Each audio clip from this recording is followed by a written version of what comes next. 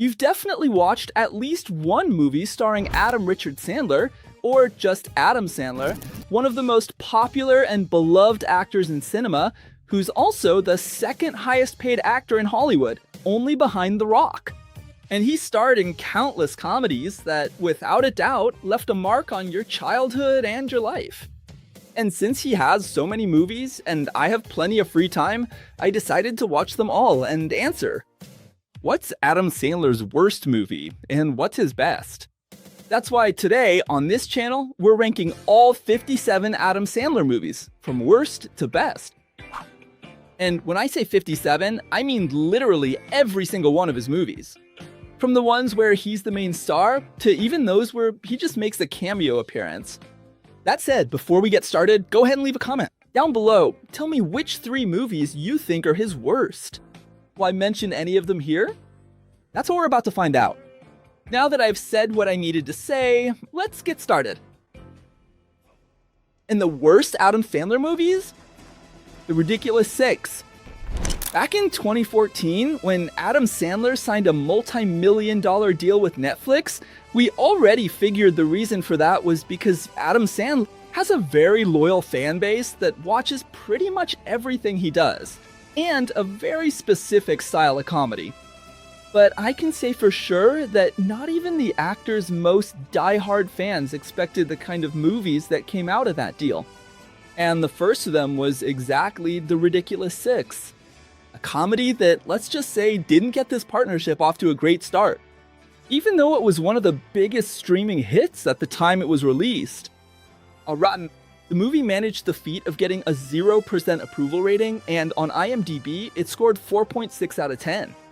But the truth is, that doesn't really matter, since Adam's movies have never been very loved by critics anyway. The real problem is that not even the actor's fans, like me, liked it. At least, I've never met anyone who did. For anyone who's never seen it, and I recommend you never do, the story follows Tom and White Knife, played by Adam Sandler, a white man raised by Native Americans who, after discovering he has 5 brothers, joins them and sets out to find their father. It's a very simple premise, just like almost every movie the actor makes. But unfortunately, this time it doesn't even come close to being fun. And it's simply an attempt to repeat what Adam Sandler already did in Grown Ups, which is to gather his best friends to make jokes and have fun. The problem is that the jokes are bad. And the Wild West setting is really just an excuse for this movie to exist. And here comes maybe the only genuinely funny moment in the movie. Terry Crews' over-the-top commitment to anything they ask him to do. And to be honest, there's only one scene in this movie that actually made me laugh, which is exactly the one with Terry Crews. I know Dad is a white man, but my mother was actually black, so that technically makes me half black. However, I think it's pretty much agreed that this movie is lazy and offensive. It's so bad and only managed to be successful because it's an Adam Sandler movie. Moving on, we have a movie that I bet you've never heard of, and you never would have if I wasn't making this video. And it's no wonder, especially since Adam Sandler himself never mentions it anywhere. Going Overboard from 1989. Right when I started watching this movie, I was already surprised by the fact that I'd never seen Adam Sandler this young before. At the time, he was only 21 years old and was about to make it big. Saturday Night Live, which was the show that made him famous, until a director saw him at a stand-up show and invited him to star in this independent, no-budget film. In fact, that's exactly how the movie is described, and Adam accepted. In the plot itself, he constantly breaks the fourth wall to comment on the terrible quality of the production, which tells the story of a waiter on a cruise ship who dreams of becoming a stand-up comedian. And between Adam Sandler striking poses for the camera and acting like a spoiled child, the film cuts to interviews with beauty pageant contestants and photos of bikini models, which, to be fair, are the best moments of the movie. And I'll go further. This must be where Adam Sandler picked up the habit of only casting hot women as his romantic leads in his movies. Well, saying this is unwatchable is actually being kind. And it's understandable that Adam denied any knowledge of this after he became famous. However, at least it doesn't last 2 hours or get offensive, like the ridiculous 6. That's why it's here. When the movie Uncut Gems premiered there in 2019, the campaign to get Adam Sandler nominated for an Oscar was intense. The actor even went so far as to say that if he got snubbed again, he'd make the worst movie of all time. So the nomination never came. And Netflix released Hubie Halloween. The biggest problem with this movie is that it doesn't even try to be good or bad. In fact, it falls into that terrible category of movies we watch that are simply unforgettable. Not fun, not entertaining. What saves it is seeing that, by all accounts, at least the cast had fun on set.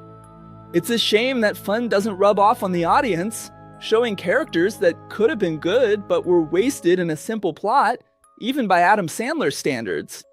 This time, Adam plays Harp, a guy who calls himself the Halloween Monitor, responsible for making sure everyone stays safe.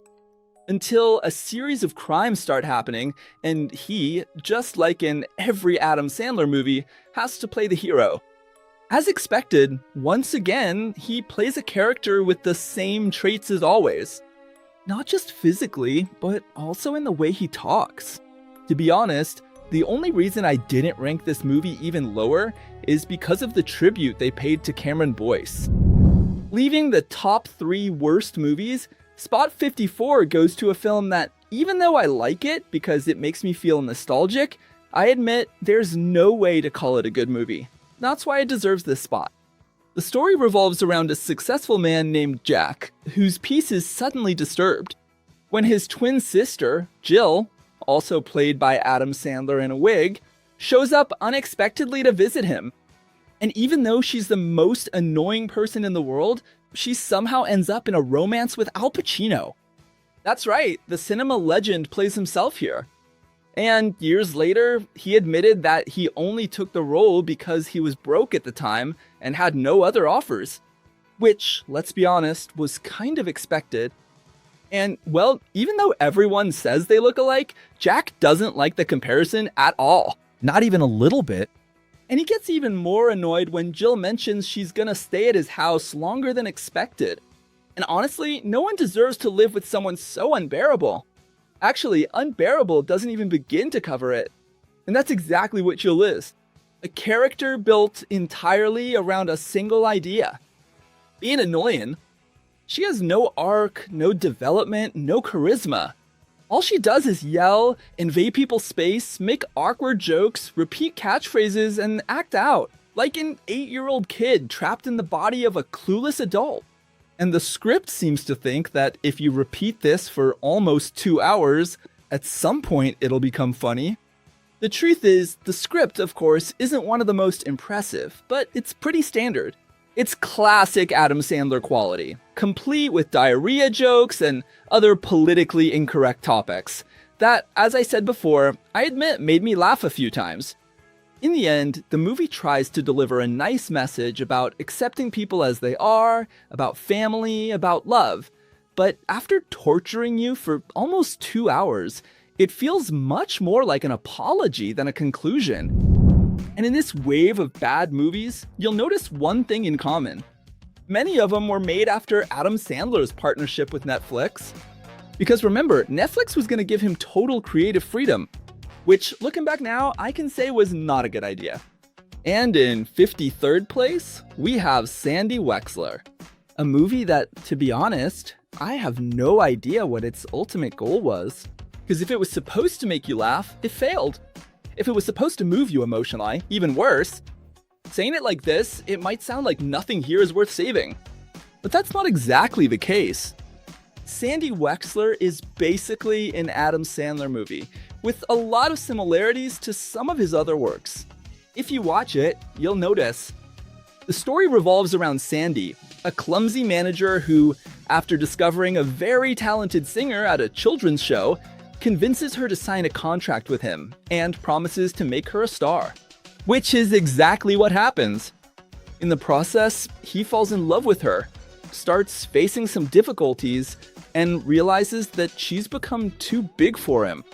The premise follows a script very similar to what the actor usually does, although the execution left something to be desired, with Adam taking his over-the-top style to an almost unbearable level, giving his character a voice and mannerisms so odd and annoying that they get on your nerves after just the first 15 minutes. In the end, the excessive runtime of almost 2 hours makes things even worse, leaving me with the feeling that everything here was done just out of obligation to fulfill the terms of Adam Sandler's contract with Netflix to release a movie every year. Although, at least when it comes to the musical side, Jennifer Hudson doesn't disappoint at all. Kinda hard to say this, but Sandy Wexler isn't a bad movie. Adam Sandler is actually the worst part of it. That's why it's in this position. In the late 90s, up until the early 2000s, as you'll notice, throughout this video, you'll see that Adam Sandler chose Drew Barrymore as his romantic comedy partner. But in the following 2 decades, he replaced her with Jennifer Aniston, who didn't just make 1, but 3 movies with him. Just Go With It, Murder Mystery, and Murder Mystery 2, which takes our 52nd spot. 4 years after the success of the first movie, Adam and Jennifer teamed up again for this sequel, which continues the adventures of Nick and Audrey. After catching a murderer in the first movie, they left their lives as a cop and a hairdresser and became full-time private detectives. So their skills are put to the test when an old friend is kidnapped on his own wedding day. What I noticed is that Mystery in Paris amps up the action and adds a supporting cast with some interesting actors, including Mark Strong and Melanie Laurent. But it forgets the most important ingredients for a comedy and a mystery, which are comedy and mystery, something this movie just doesn't have. If I laughed even once, that was a lot. As for the mystery part, the movie leaves a lot to be desired. The story is confusing, with development full of plot holes that make the conclusion feel really forced and illogical. It's not the kind of movie where the audience, or at least I, can piece things together in a coherent way to try to solve the crimes. The explanations at the end are just shoved in randomly, and you just have to accept whatever the movie says. As an afternoon time killer, it kind of works. But in the end, it's just another Adam movie, nothing more than forgettable. In the end, the chemistry between him and Jennifer Aniston only works up to a certain point. Let me start by saying this. This movie is definitely not for everyone. Just from the trailers, when Netflix started promoting it, you could already tell. I just didn't expect this movie to be so boring. Here, Adam plays Jacob, an astronaut on a lonely space mission, having to deal with the problems he left behind on Earth.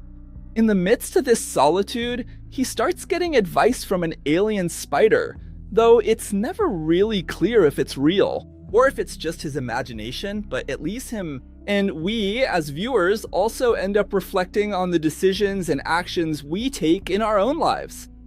Just to be clear, this isn't necessarily a bad movie, but it's not really what you expect when you decide to watch an Adam Sandler film, even though he did a great job acting. However, unlike in Uncut Gems, where he also proves he's an excellent actor, this time he wasn't able to fully convey his character's melancholy.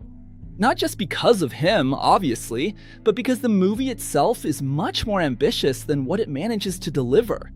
And even though the science fiction aspect isn't the focus, the premise is very poorly constructed, serving only as an excuse for the character to be isolated and go through his existential journey. It's an introspective one-man film that proves Adam Sandler, nearing 60, still takes risks with bold and different projects, even if he fails miserably at it.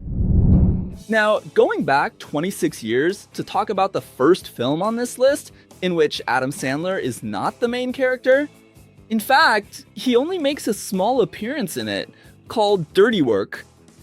Since this isn't an Adam Sandler movie, I'm not going to spend much time on it.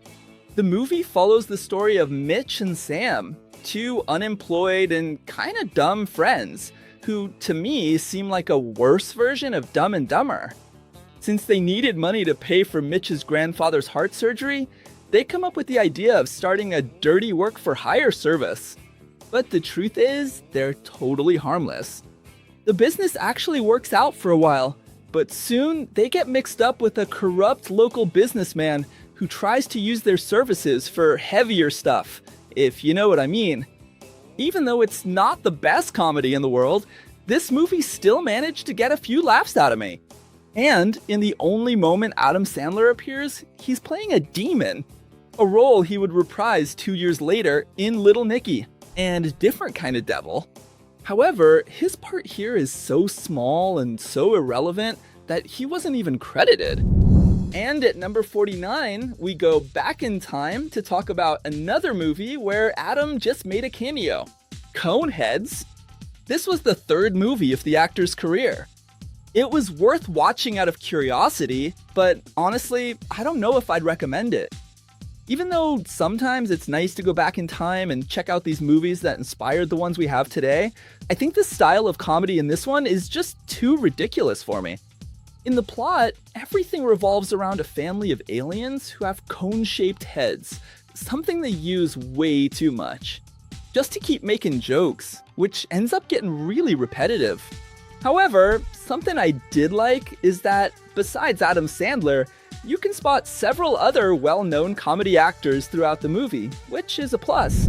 Continuing with one of the most boring movies I've ever seen, it's time to talk about yet another attempt by Adam Sandler at drama.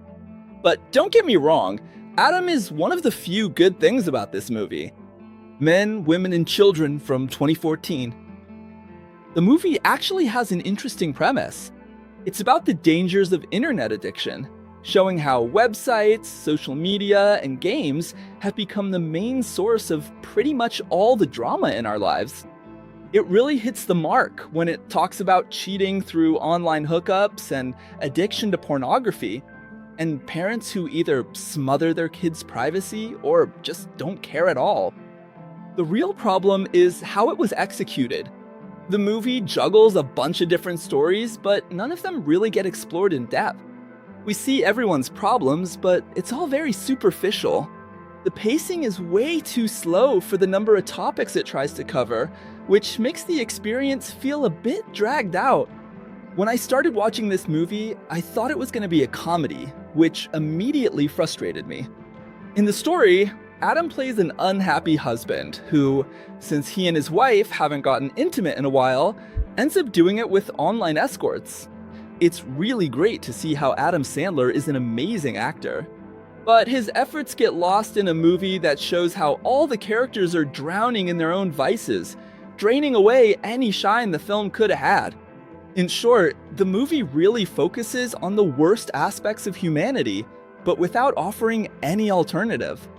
Not that that's necessary in every case, but for this film, it just made it feel pointless. For spot 47, I decided to pick a movie that premiered 7 months after Happy Gilmore, which up until then was Adam Sandler's biggest hit, called Bulletproof from 1996. In this movie, which mixes action and comedy, it shows how, at that time, Adam Sandler still didn't really understand his own strengths. Here, he shares the lead with Damon Wayans, our beloved Michael Kyle.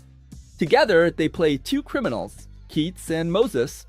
But actually, Damon Wayans' character is an undercover cop and ends up having to arrest his supposed friend, starting a partnership very similar to the one Jackie Chan and Chris Tucker have in Rush Hour, but in a much worse version. And something I noticed watching these early movies in Adam's career is that he seems a bit uncomfortable having to play a normal human being. As he became more well-known, he started showing his characteristic style, with rare exceptions. Looking back at what I watched, what impresses me most about Bulletproof is the fact that even though it's a comedy movie with Adam Sandler and Damon Wayans, it somehow manages to be boring in several moments. That's something you wouldn't really expect from one of his movies. Now, let's jump straight from one of Adam's first movies to the latest one he's starred in so far, Jay, Kelly from 2025. I have to start by saying that I went to watch this movie with pretty low expectations after Adam Sandler's last few films on Netflix. I was already expecting more of the same, a lazy comedy made on autopilot. To give you an idea, I hadn't even seen the trailer.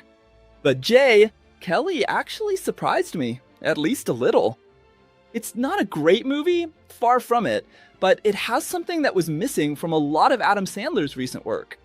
An attempt to do something different that actually worked. Here, he holds back more on the comedy, bets on the dialogue, and even tries out a slightly more restrained side. Which, as we know, Adam is really good at least when he wants to be. He's also not the main character, since this movie is about George Clooney, which is kind of an attempt to deconstruct a movie star. But it ended up turning into just another story about a poor little rich guy and how hard it is to be rich and famous. There's even a scene where the main character arrives on a train and has this look on his face like, look at that, how beautiful these poor people are. At that moment, I felt like the movie actually had an interesting idea, but it was really poorly executed. But at least you can feel a minimum amount of effort in the script and in building the character. Even so, the real strong point of the movie is definitely Adam Sandler's character, who's the agent and best friend of the main character. And this one, yes, carries all the weight of someone who had to live in the shadow of someone else's shine, without even getting any of the perks from it. Just from the look Adam Sandler gives on screen, you can feel how his character gives up his own life for the sake of the protagonist.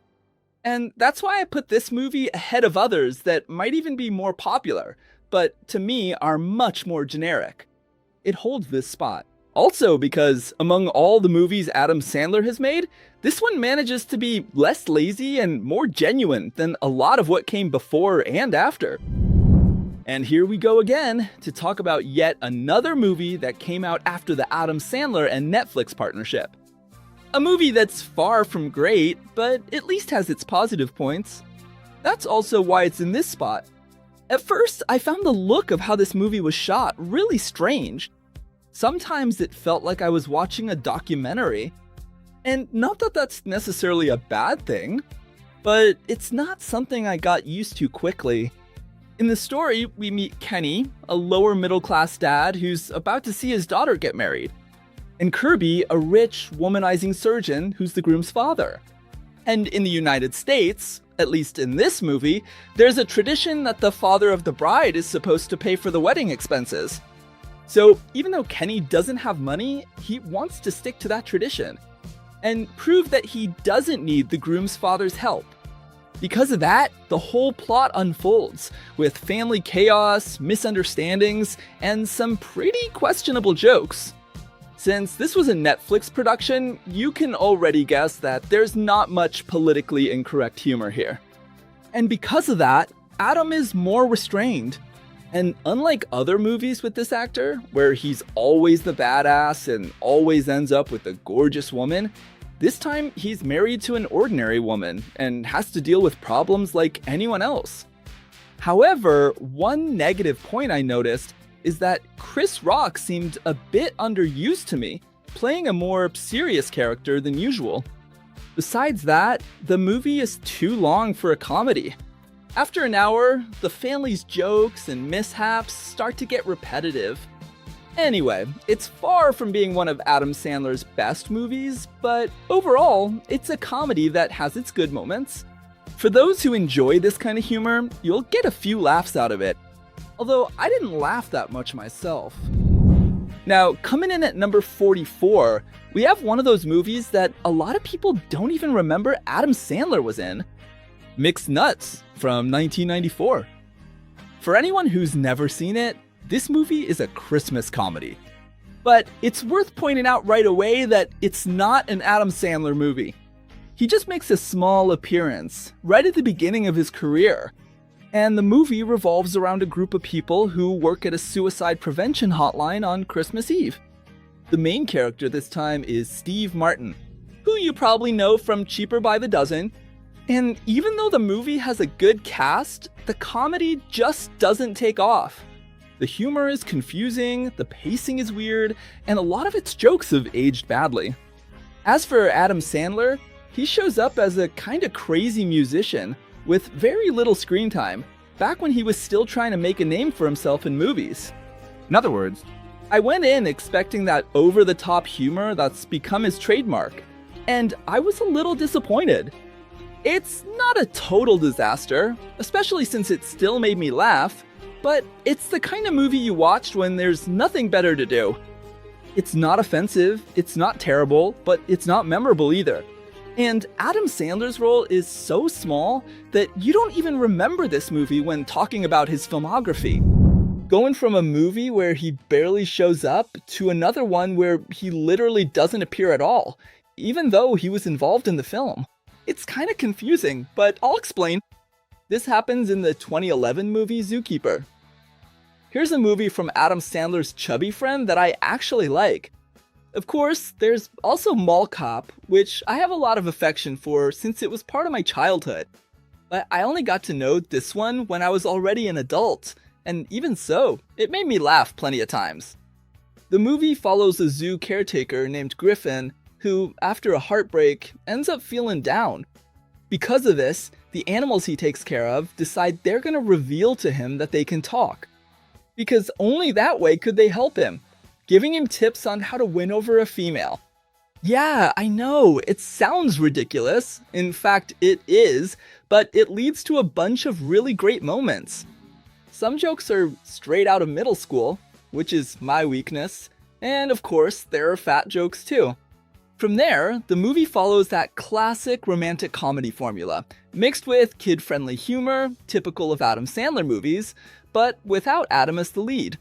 Not to mention, he followed the Adam Sandler school of movie making to the letter, casting a hot girl and taking advantage of it. And just to explain what I said at the beginning, Adam Sandler voices the monkey Donald, who basically acts as the friend. He's clueless, gives questionable love advice, and is the excuse for an over-the-top joke every 5 minutes. And the only reason this movie isn't ranked higher, it's because there are better ones out there.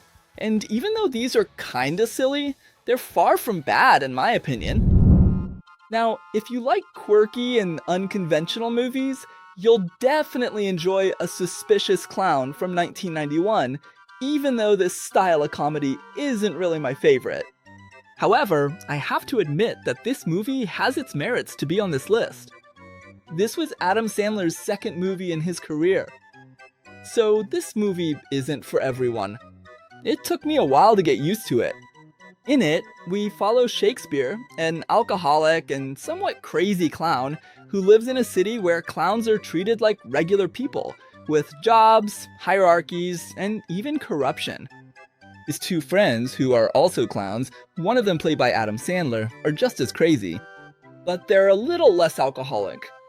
Then, when the most respected clown in town turns up dead, Shakespeare ends up being accused of the crime. And when that happens, the movie turns into a mix of absurd comedy and police investigation, as he tries to prove his own innocence. Yeah, I know, it's a pretty simple plot, and believe me when I say the dialogue in this movie is bad. In the middle of all this chaos, Adam Sandler shows up, still at the very start of his career, basically representing the dark side of the clown universe. It's a pretty small role, but you can already feel that weird, kind of aggressive humor he would go on to explore later. Like I said, it's not a movie for everyone. The humor is extremely biting and intentionally uncomfortable. And yeah, there are a lot of jokes that haven't aged well, but at the same time, it has a really unique identity. It's the kind of movie where you can tell they weren't afraid to be weird. But it lands at number 42 for some pretty clear reasons. Adam Sandler barely shows up. The humor is really specific, and the pacing is uneven. There are some parts that are brilliant, and others that just seem to drag. It's not bad, it's not great, but it's interesting. That's why it sits here, above the truly forgettable movies, but well below the great classics of Adam Sandler's career. We jump 34 years into the future to see a sequel every fan was waiting for, every fan was asking for, but when it finally arrived, almost no fan really embraced it. Happy Gilmore too. And honestly, it's not like Adam Sandler had never done a sequel before. but it took almost 30 years for him to give fans the follow-up they wanted. And believe me when I say that, even though Adam made this sequel with the fans in mind, and basically brought back all the original characters, back again, many of its jokes, especially the ones that get the spotlight, feel like recycled material from the original. It's basically just a nostalgia bait, and that's about it. In this new movie, Happy Gilmore is already old. And after his wife dies, he gives up golf and drowns himself in booze. The story revolves around his daughter, who wants to follow a path that requires money, support, and, of course, her father's return to the golf course. And who plays his daughter? Adam Sandler's own daughter. As if it wasn't enough for him to bring all his friends into the movies he makes, now he's bringing his family too. A lot of things are blatant copies from the first one, just with less impact. The famous explosive rage of Happy is back, the outbursts on the course are there, but everything feels like a tribute version. There are some good moments with Happy clearly way too old to compete, embarrassing himself physically and getting into fights with people who could be his kids. These parts work because they embrace how ridiculous the situation is. And when some classic characters reappear, it gives you that warm feeling in your heart. But it only lasts about 20 seconds. The problem is that the movie doesn't build anything new on top of that. It just revisits. It's pure nostalgia with no evolution at all. Even though it's an unwatchable movie for me, it doesn't honor the first one. With Adam totally on autopilot. Moving on, in 40th place, we have another movie coming straight from Netflix. Murder Mystery. I have to admit, I wish I could put this movie a few spots higher on this list. But after rewatching it and seeing all the actors' other movies, I think this is a fair spot for it. Once again here, after Just Go With It, the duo Jennifer Aniston and Adam Sandler teamed up again. And look, this is that typical Adam Sandler movie from his Netflix phase. Very high budget, famous cast, and that feeling you get in pretty much all his movies. That everyone was more worried about having fun than about the script itself. In the movie, Adam plays a frustrated cop named Nick, who finally takes his wife, Audrey, on the long-promised trip to Europe. But of course, they end up getting caught up in a mysterious murder. Aboard a yacht with a guy they just met? The chemistry between the two actors is obvious. It's the film's strong point, and there are even a few well-timed jokes that actually got me. Still, it's a harmless comedy that, for the most part, won't have you laughing out loud, but it does enough to keep your attention until the end, which, by the way, features a chase scene that's actually better than the ones in the latest Fast and Furious movies. That's why it holds this spot. It's not a complete disaster, but it's also far from memorable. I get the feeling this is the kind of movie you watch on a Sunday afternoon, forget about the next day, and never think of again. In 31st place, I decided to include another film from the Netflix partnership, The Do-Over. And unlike many other comedies produced during this partnership, this time, just like in Murder Mystery, you can tell there was more investment both in the production and in the script. Even though it was kinda hard to watch at first, the story is actually pretty well developed. The plot follows Max, a guy frustrated with his own life, stuck in a boring job and full of regrets, until he reconnects with an old school friend, Charlie, who's living an even more miserable life. He's married, but his wife doesn't like him, he's broke, and completely unhappy. Then, after a night at drinking, Max convinces Charlie that the best thing to do is to fake their own deaths and start over with new identities. The plan works, sort of, until they find out that the new identities actually belonged to extremely dangerous criminals. From there, the movie turns into a mix of classic, over-the-top Adam Sandler comedy with lots of action. And one thing I have to point out is that the partnership between Adam and David Spade works really well. The two of them together have great comedic timing. Not to mention, the movie doesn't drag things out and always shows one situation more absurd than the last. You can clearly see that both actors are having a good time. And unlike some of the other movies I mentioned before, when they're having fun, that feeling carries over to the audience too. It's kinda strange that this movie flew under the radar, and so few people know about it, even Adam's own fans. Even so, it's a fun movie. Of course, the actor has done better films, but this one delivers exactly what it promises. Even though this story is full of cliches, and the movie's humor relies heavily on sexual jokes. Going back again to the past, more precisely to 1994, to talk about another film from the beginning of Adam Sandler's career. It's called Airheads. I'll be honest with you guys, I didn't know about this one before I started this Adam Sandler movie marathon. I'd never heard anyone talk about it and never saw it on TV. I kind of watched it without knowing anything about it, and that already made the experience more interesting. In Airheads, Adam Sandler is still in that early career phase where he plays a totally over-the-top crazy character, almost a prototype of what he would go on to repeat years later. The movie actually has a pretty fun idea. It's about a completely failed rock band that ends up in a huge mess when they come up with the brilliant plan to fake a hostage situation at a radio station, just so their songs will get played there. And there's just one detail that caught my attention. Besides Adam Sandler, this movie also stars Brendan Fraser and Steve Buscemi. Even so, I thought the movie's humor was really inconsistent. There are one or two jokes that work, a few moments that made me laugh, but overall, the movie doesn't really seem to know what it wants to be. I think this ranking is fair for it, because even with all its problems, it's still more genuine and less lazy than a lot of Adam Sandler's more recent movies. It doesn't try to take itself seriously, nor does it rely only on recycled jokes.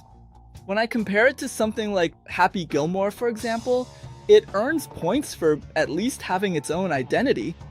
It knows it's a silly 90s movie, and it fully embraces that without any shame. Like most movies from this phase of Adam's career, it's not a memorable film, and it's definitely not one of the best of his career.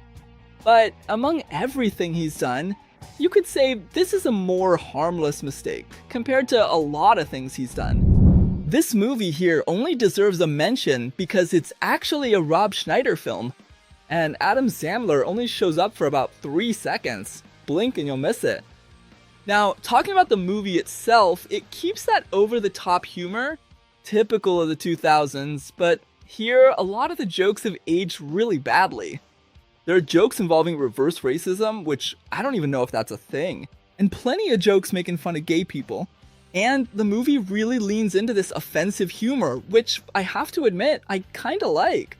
However, there are some scenes that are honestly just really gross, with bodily fluids, over-the-top physical gags, and situations that are more disgusting than funny. It's impossible not to remember the scene where the woman has a hole in her neck because of some disease she has, and at the end of the movie, she connects with another person who has a penis instead of a nose because he was born in Chernobyl. I'm not gonna lie, it's a bad movie, but since its main goal is to make you laugh, it actually succeeded several times. One important note before anything else I say here is that this movie I'm about to talk about is very different from his other films, the ones people usually like from Adam Sandler, and also for those who don't like him. And I can say that's both a good and a bad thing, because while it might please people who are haters, it could disappoint those who are fans. Well, the movie in question is The Cobbler from 2014. And it's described as a comedy film, but since I've watched it a few times and rewatched it again now, I can say it's more like a superhero movie with some drama. And something that's interesting is that this is one of the rare cases among Adam Sandler's recent movies that wasn't made by his production company, Happy Madison. And just from the film's aesthetic, you can already feel that, not to mention that none of his friends are in it. In the movie, he plays an ordinary cobbler who discovers a magical machine that allows him to take on other people's identities by wearing their shoes, as if it really were a kind of superpower. And a good part of the movie is exactly that, him discovering this power, seeing what he can do with this new ability, and in the film, using what he learned to help people. Just from that, you can tell the idea is actually pretty interesting. The problem, once again, is the execution. The movie doesn't seem to decide if it wants to be a comedy, which it definitely isn't, a drama, or a fantasy. The pacing takes a while to pick up, the script wastes the concept that could have gone much further, and the melancholic tone ends up pushing away anyone expecting something more engaging. On the other hand, it's impossible not to notice that Adam Sandler really puts in the effort here. He delivers a more restrained, more serious performance, showing that dramatic side we've already seen work better in other projects. But unfortunately, the movie around him doesn't live up to that potential, falling far short of his truly good work, whether in comedy or drama. From here on out, even though we're not even halfway through Adam Sandler's movies, I have to admit it was really hard to decide where each film should be ranked. Because the vast majority of the movies I'm about to talk about now were part of my childhood. And for spot number 35, I decided to put I Now Pronounce You Chuck and Larry. This is that typical movie from what, to me, was the best phase of Adam Sandler's career. And I have to admit right off the bat that I have a lot of affection for it, mainly because I watched it so many times as a kid. In the story, we follow Chuck and Larry, two New York firefighters. The two always do everything together, and Chuck is grateful to Larry for saving his life at a specific moment, which is shown right at the beginning of the movie. And it's precisely because of this gratitude that he agrees to a pretty strange proposal. Larry is a widower and starts to worry about his children's future in case something happens to him at work.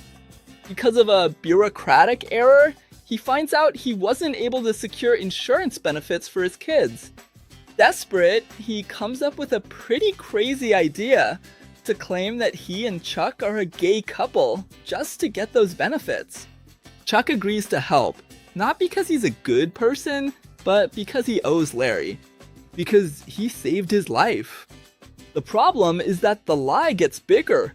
They end up being investigated and have to convince everyone that they're really a couple. They even take lessons on how to be gay. They face awkward situations and end up dealing with prejudice, both from others and from themselves. In the middle of all this, a super attractive lawyer shows up, just like in every Adam Sandler movie.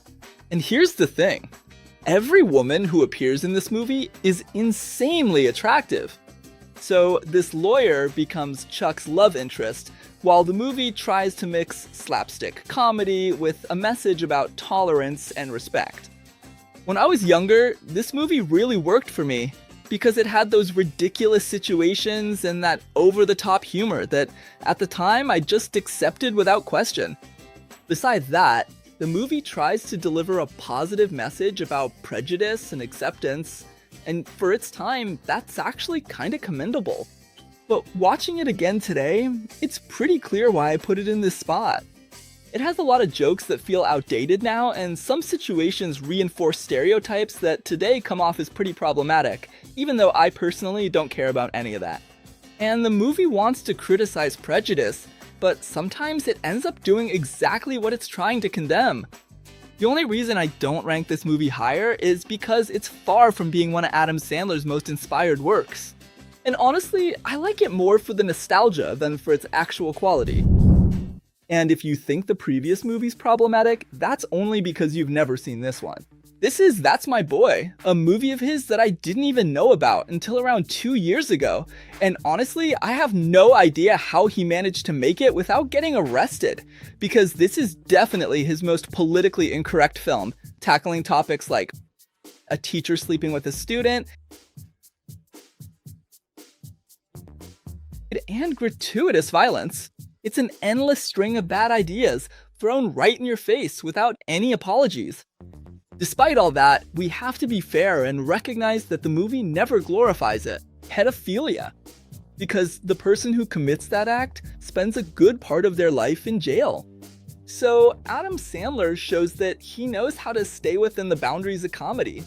And putting this whole idea of morals and ethics aside, not taking it too seriously. This is for sure one of the funniest movies he's ever made. The movie already starts by showing why it's so complicated. In the 80s, Adam Sandler's character, Donnie, is a totally clueless teenager who ends up getting involved with his own teacher. The affair comes to light, becomes a national scandal, and Donnie is treated like a celebrity for something that's completely wrong. But it's something every man has wanted to do. And if you haven't, it's probably because you're gay. In the end, the teacher ends up in jail, and to make matters worse, that relationship results in a son, Todd. From then on, Donnie becomes a failed, alcoholic, broke adult, living off small scams and completely stuck in the bizarre fame he had as a teenager. Years later, the movie cuts to Todd, now an adult. Because of everything he went through, he grew up traumatized, changed his name, became a straight-laced and successful guy, and is about to marry the daughter of a wealthy businessman. He obviously hates his father, is ashamed of his past, and wants to erase Donnie from his life for good. However, he reappears and sees his son's wedding as the perfect opportunity to make money by selling their reconciliation to the media. So he barges into Todd's life right in the week of the wedding, causing complete chaos. From that point on, the movie is basically a series of absurd situations that, for the sake of this video, I won't even highlight here. As the story goes on, the movie tries to add an emotional layer to all of this. Todd starts to confront his childhood traumas, and Donnie, in his clueless way, tries to prove that he cares about his son.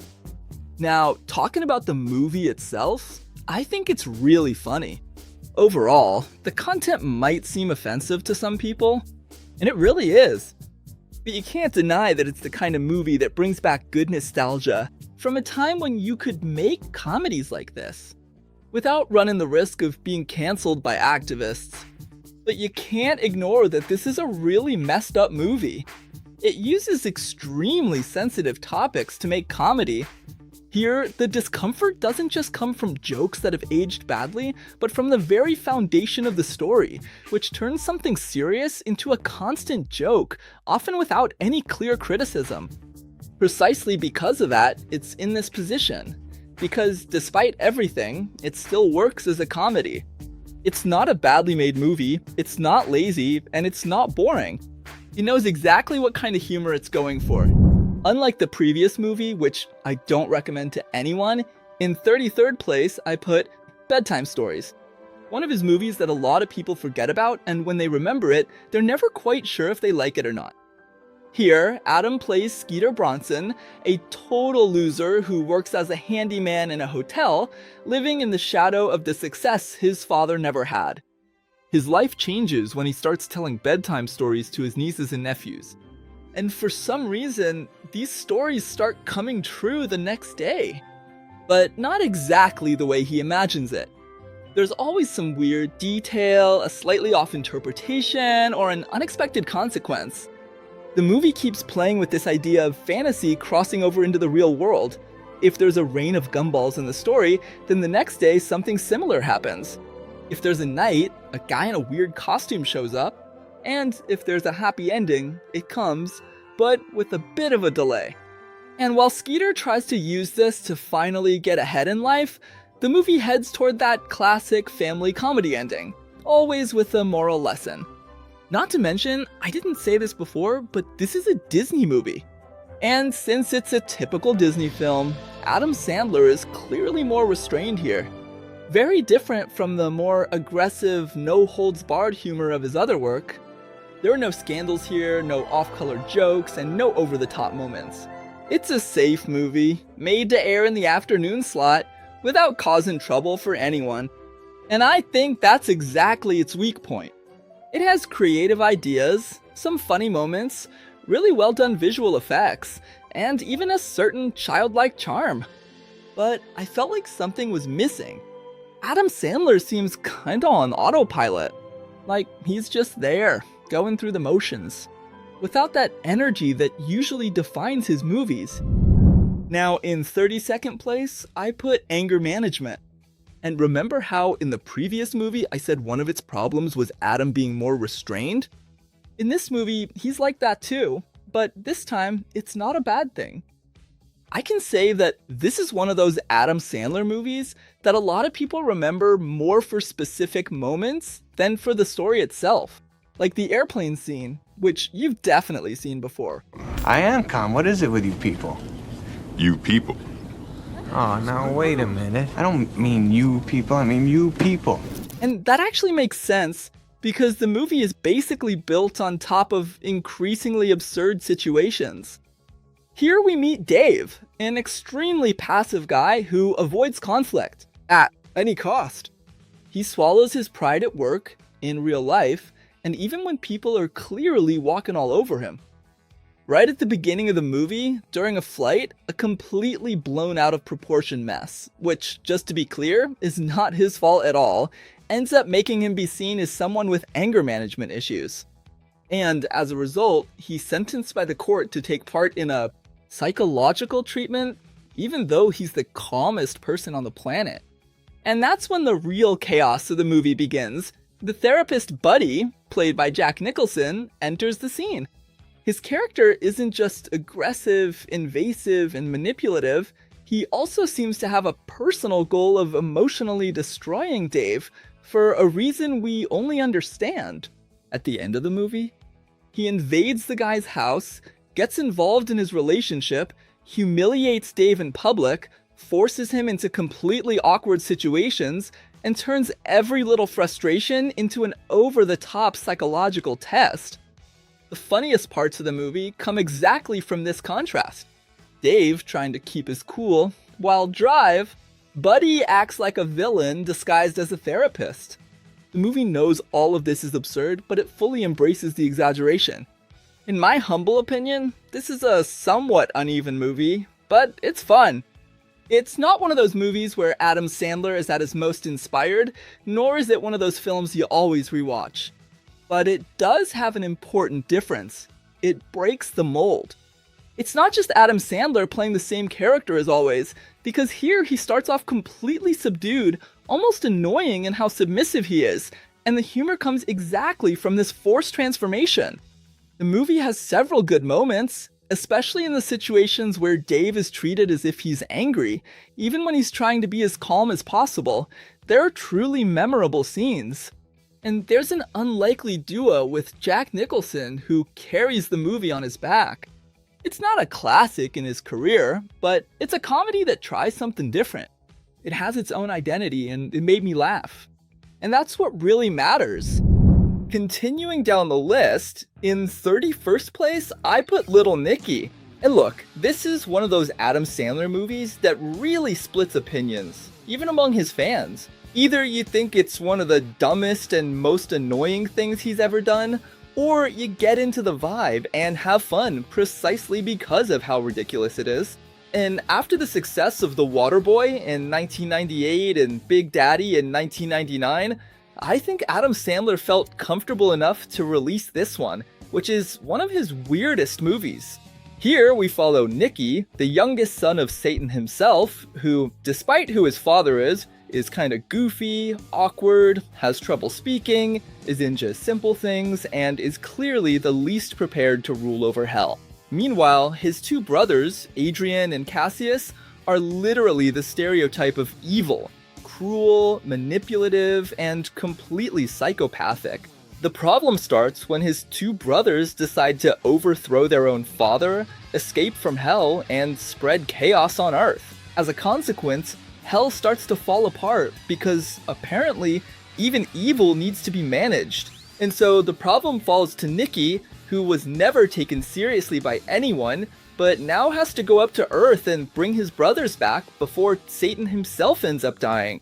From that point on, the movie turns into a constant string of absurd jokes, completely random references, and a kind of humor that I doubt will please everyone. There's Nicky arriving on Earth without understanding a thing, there's a dog that talks with a mobster's voice, and even Hitler shows up, getting all the treatment he deserves in hell in ways I can't even mention here. Not to mention some religious references that nowadays would definitely cause a stir.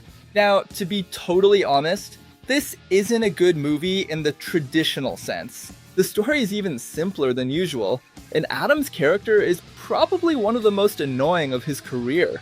The voice, the mannerisms, the extreme infantilization, all of that can get tiring if you're not in the right mood. But that's exactly why it's on this list. Because even though it's like that, it's a movie that knows exactly how dumb it is, and I have to admit, I liked that. It doesn't ask to be taken seriously, it just asks you to turn your brain off and go with the flow. That's why it lands at number 31. It's not a movie I'd recommend to just anyone, nor is it one I'll rewatch all the time, but it's a comedy that really represents that phase of Adam Sandler where he just did whatever he felt like, and sometimes that's enough to earn a few extra points. Now, going back to talking about a movie where Adam just makes a small appearance, in 30th place, we have The Animal, a movie starring Rob Schneider, which really captures the kind of comedy that revolved around Adam Sandler's group in the early 2000s. For those who don't remember, the story centers on Marvin, an extremely incompetent cop that no one takes seriously. He's a nice guy, but totally useless at his job, until one day he gets into an accident and is basically left on the brink of death. That's when the most absurd part of this movie comes in. A mad scientist decides to save his life using animal parts. The surgery works, but after that, Marvin starts showing some pretty bizarre behaviors. He runs like a cheetah, sniffs things like a dog, jumps like a monkey, goes into heat, growls, barks, attacks people, and the movie just fully embraces the ridiculous with no breaks at all. A big part of the humor comes exactly from these extremely over-the-top situations, with Rob Schneider throwing himself completely into making faces, weird noises, and totally animalistic movements. And now comes the controversial part, because this movie constantly flirts with jokes about zoophilia, animal instincts, and predatory behavior, things that definitely wouldn't fly today. There are a lot of jokes that have aged badly, no denying it. It's that kind of humor that makes you laugh a little guiltily, looking around and thinking, okay, this really shouldn't be funny, but it is. That said, I think this movie is hilarious as hell.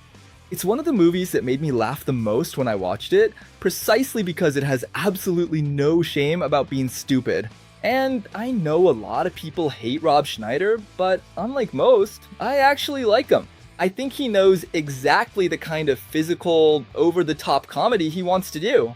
On the other hand, Adam only shows up briefly, just at the end of the movie, playing an over-the-top farmer, almost like a stamp of approval from the Adam Sandler universe. It's not a memorable appearance, but it's symbolic, showing that this movie only exists because this group of comedians was at their peak and could literally do whatever they wanted. At number 29, we get to Blended, a third attempt to recreate the chemistry that Adam Sandler and Drew Barrymore showed in other movies. The story starts off pretty simply.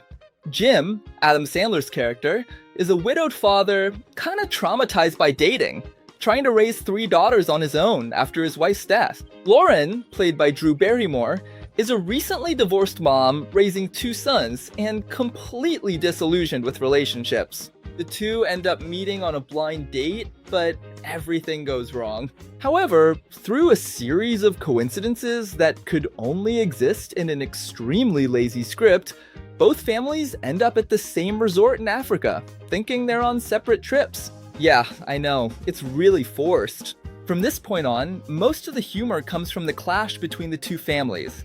The kids can't stand each other, the adults pretend to be mature while trading barbs, and Adam Sandler does what he does best, playing an immature, awkward dad trying to act responsible, even though it's obvious he has no idea what he's doing.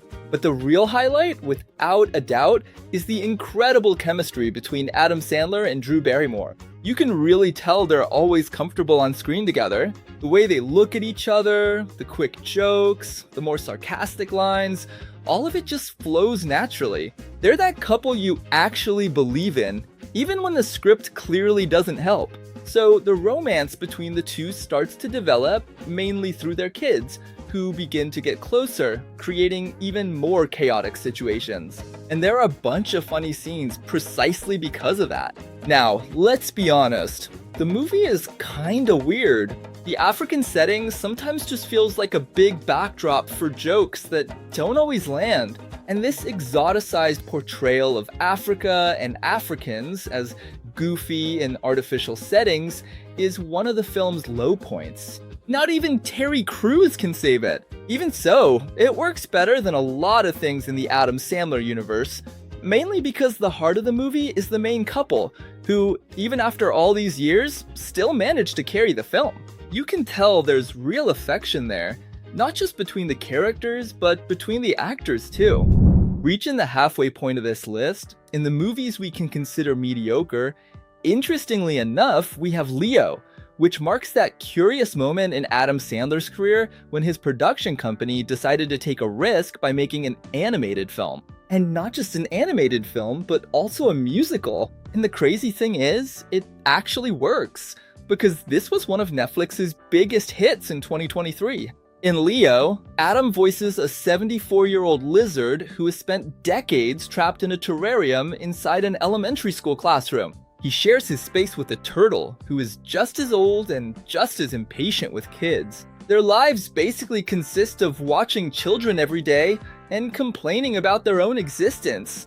Until Leo finds out he might not have much time left to live and goes into an existential crisis. And that's when the fun part begins. He becomes a sort of reptilian emotional counselor, helping kids with overprotective parents, social anxiety, self-esteem issues, all while trying not to get caught as a talking lizard. The movie's humor works really well, mostly thanks to Adam himself. His tired, somewhat grumpy voice fits the character perfectly. A lizard who's seen way too much and just wants a vacation. On the other hand, the songs have that kind of musical vibe, which is the part one don't like, even though some of the jokes land more with adults than with the kids themselves. Now, to be totally honest, to me it's clearly a children's movie. You can watch it, but it's not the kind of animation that keeps you hooked from start to finish if you're an adult. Even so, the animation is well done, and the characters work. You can tell there's care put into it. It's not something made on autopilot, and Adam Sandler is surprisingly restrained, but still charismatic. But compared to other movies in his career, especially the ones that speak to me more directly, this one ends up falling a bit short. It's a fun movie, but it's clearly not made with all audiences in mind. Moving on, in 27th place, we get a different kind of Adam Sandler. I'm talking about You Are So Not Invited to My Bat Mitzvah, which, let's be honest, is a terrible name. This is the kind of movie that makes its intentions clear right from the start. That's why I decided to watch it with an open mind. It's a teen comedy, very family friendly, and with one not so subtle detail. It's basically an Adam Sandler family reunion disguised as a movie. The story follows Stacy, a 13-year-old girl who's living the absolute peak of teenage life. Friendships, school, crushes, all those classic teenage dramas. So she and her best friend swear they're gonna throw a legendary bat mitzvah party until they mess everything up because of a boy. And this is where I think the movie works for the audience it was made for, even though for me, it already starts to feel a bit tiring. It's those same situations you see in teen movies, all handled in an over-the-top way. There's even a scene where the girls are making fart jokes, but with their vaginas. And then Adam plays Stacy's dad, and he's really different from what we're used to seeing. Here, he's a Jewish dad, kinda lost, trying to understand his daughter, and at the same time, clearly using this movie as a way to celebrate his own religion. And that's actually nice to see. The movie really respects the rituals, explains the meaning of the bar mitzvah, and treats everything with a lot of care. Now, let's be honest, it's pretty obvious that this movie also only exists to promote his daughters as actresses. And that's fine. If I were Adam Sandler, I'd probably do the same thing. Sunny Sandler, who's the lead, doesn't act badly, but she also doesn't deliver everything the role calls for. You can tell there's a lack of naturalness in some of the more emotional scenes. Sadie Sandler, on the other hand, appears less, but she works well in the more comedic scenes. The humor here is a lot more innocent than classic Adam Sandler. It's a movie that leans more on social awkwardness, teenage exaggeration, and everyday situations taken to the extreme. Even though it's not my favorite kind of Adam Sandler movie, it has heart. Once again, it doesn't feel like it was made on autopilot. And unlike some movies that just try to repeat old formulas, this one knows exactly who its audience is, and really delivers on that. Even though a lot of people don't like Adam Sandler or this movie in particular, before he became the actor we know today, he gave us this genuinely weird and twisted story about a rich, spoiled idiot named Billy Madison. And if you've never seen this movie, just a heads up, this is Adam Sandler at the start of his career, when no one was really sure if what he was doing was genius or just really weird. The story's simple and completely crazy. Billy Madison is a spoiled adult, heir to a big company, who basically spends his days drinking, messing around, and disappointing his own father. Then his dad gets fed up with all of it and decides to hand the company over to a straight-laced employee. And what's Billy's solution to prove he deserves the job? Well, it's to redo all of school, from kindergarten through elementary, in just a few weeks. What a freaking stupid idea! And that's when the movie fully embraces the ridiculous, with grown-up Billy sitting in a classroom with little kids learning how to spell. Now, to be honest, this isn't really my favorite kind of Adam Sandler movie. It's really childish, and for anyone watching it for the first time today, it might come off as pretty weird. You can tell Adam was still testing boundaries, characters, and even his own style of humor. But I have a lot of affection for Billy Madison, and it's not just nostalgia. This movie was essential in shaping the Adam Sandler we know today. Without the wild success of this one, maybe a lot of the other movies that came after, including his best ones, wouldn't even exist. So whether you like it or not, it's already become a classic. It's not Adam Sandler at his peak, and I can easily admit there are better movies, but this one stands above others because of its historical significance and something I just can't explain. And if you laugh at least at a single scene, it was already worth it. We've reached number 25, with the third movie in a franchise I really like, Hotel Transylvania. Except for the fourth film, which Adam Sandler isn't even in, they're all really good animated movies, even though this third one is, in my opinion, the weakest of them. Assuming you're already familiar with the characters, here we keep following Dracula's story. And after 2 movies basically confined to a hotel, someone had the brilliant idea to put all the monsters on a cruise. So there go Dracula, Mavis, Johnny, and the rest of the gang on a vacation trip. Dracula, by the way, is clearly feeling lonely, and the movie already starts with that classic joke of him trying to go on dates and failing at every single one. On the ship, Dracula falls in love at first sight with Erica, the captain of the cruise. But there's a small detail. She's a direct descendant of Van Helsing, the greatest monster hunter in history. So out of nowhere, the movie turns into a forbidden romance story. It's worth emphasizing that Adam Sandler voices Dracula, and even though it's just his voice, he is the movie. The way he talks, the weird pauses, the over-the-top yelling, that totally offbeat accent, all of that is pure Adam Sandler, even down to the character's appearance. I think Hotel Transylvania 3 is fun. However, it's the weakest of the 3 in the franchise, since the formula's already pretty worn out. Someone hides something, someone else finds out, that causes confusion, and in the end we get the same speech about love and acceptance. And we've already seen this twice before, only this time with less emotion than the previous ones. The first one was about the relationship between father and daughter, the second talked about family and acceptance, and the third is about dating in old age.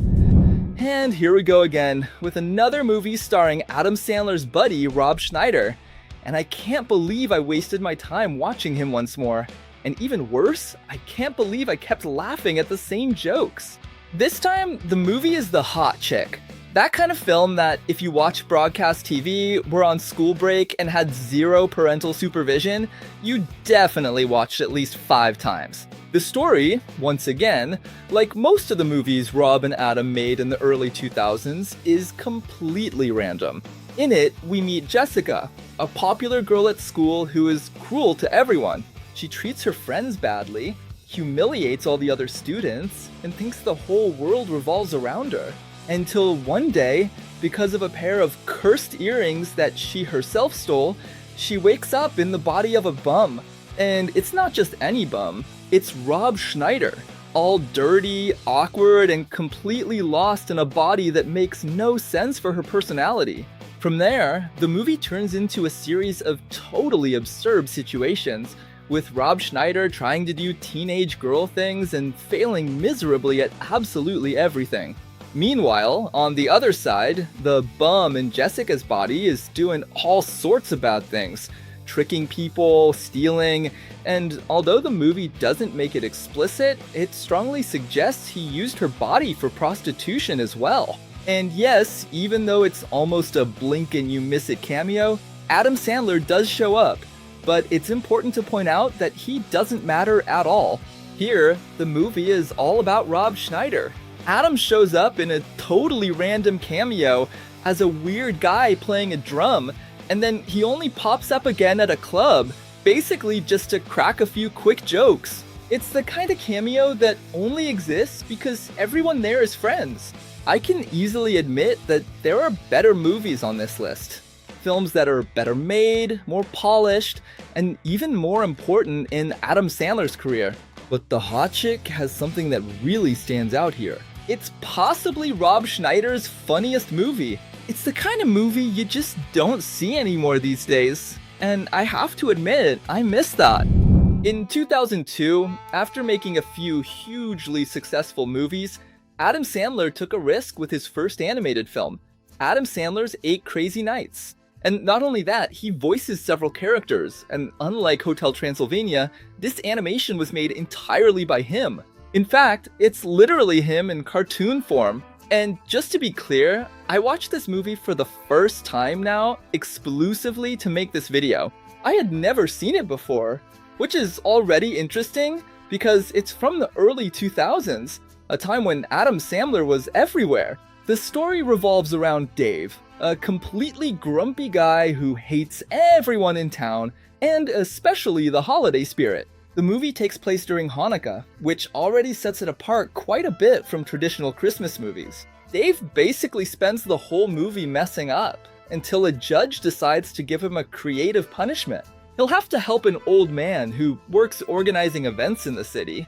And this old man is the kind of character who seems like he was made to get emotionally beaten up by the whole script. He just wants to be accepted and happy, while Dave treats him like he's the biggest nuisance on the face of the earth. And yes, Adam Sandler also voices the old man.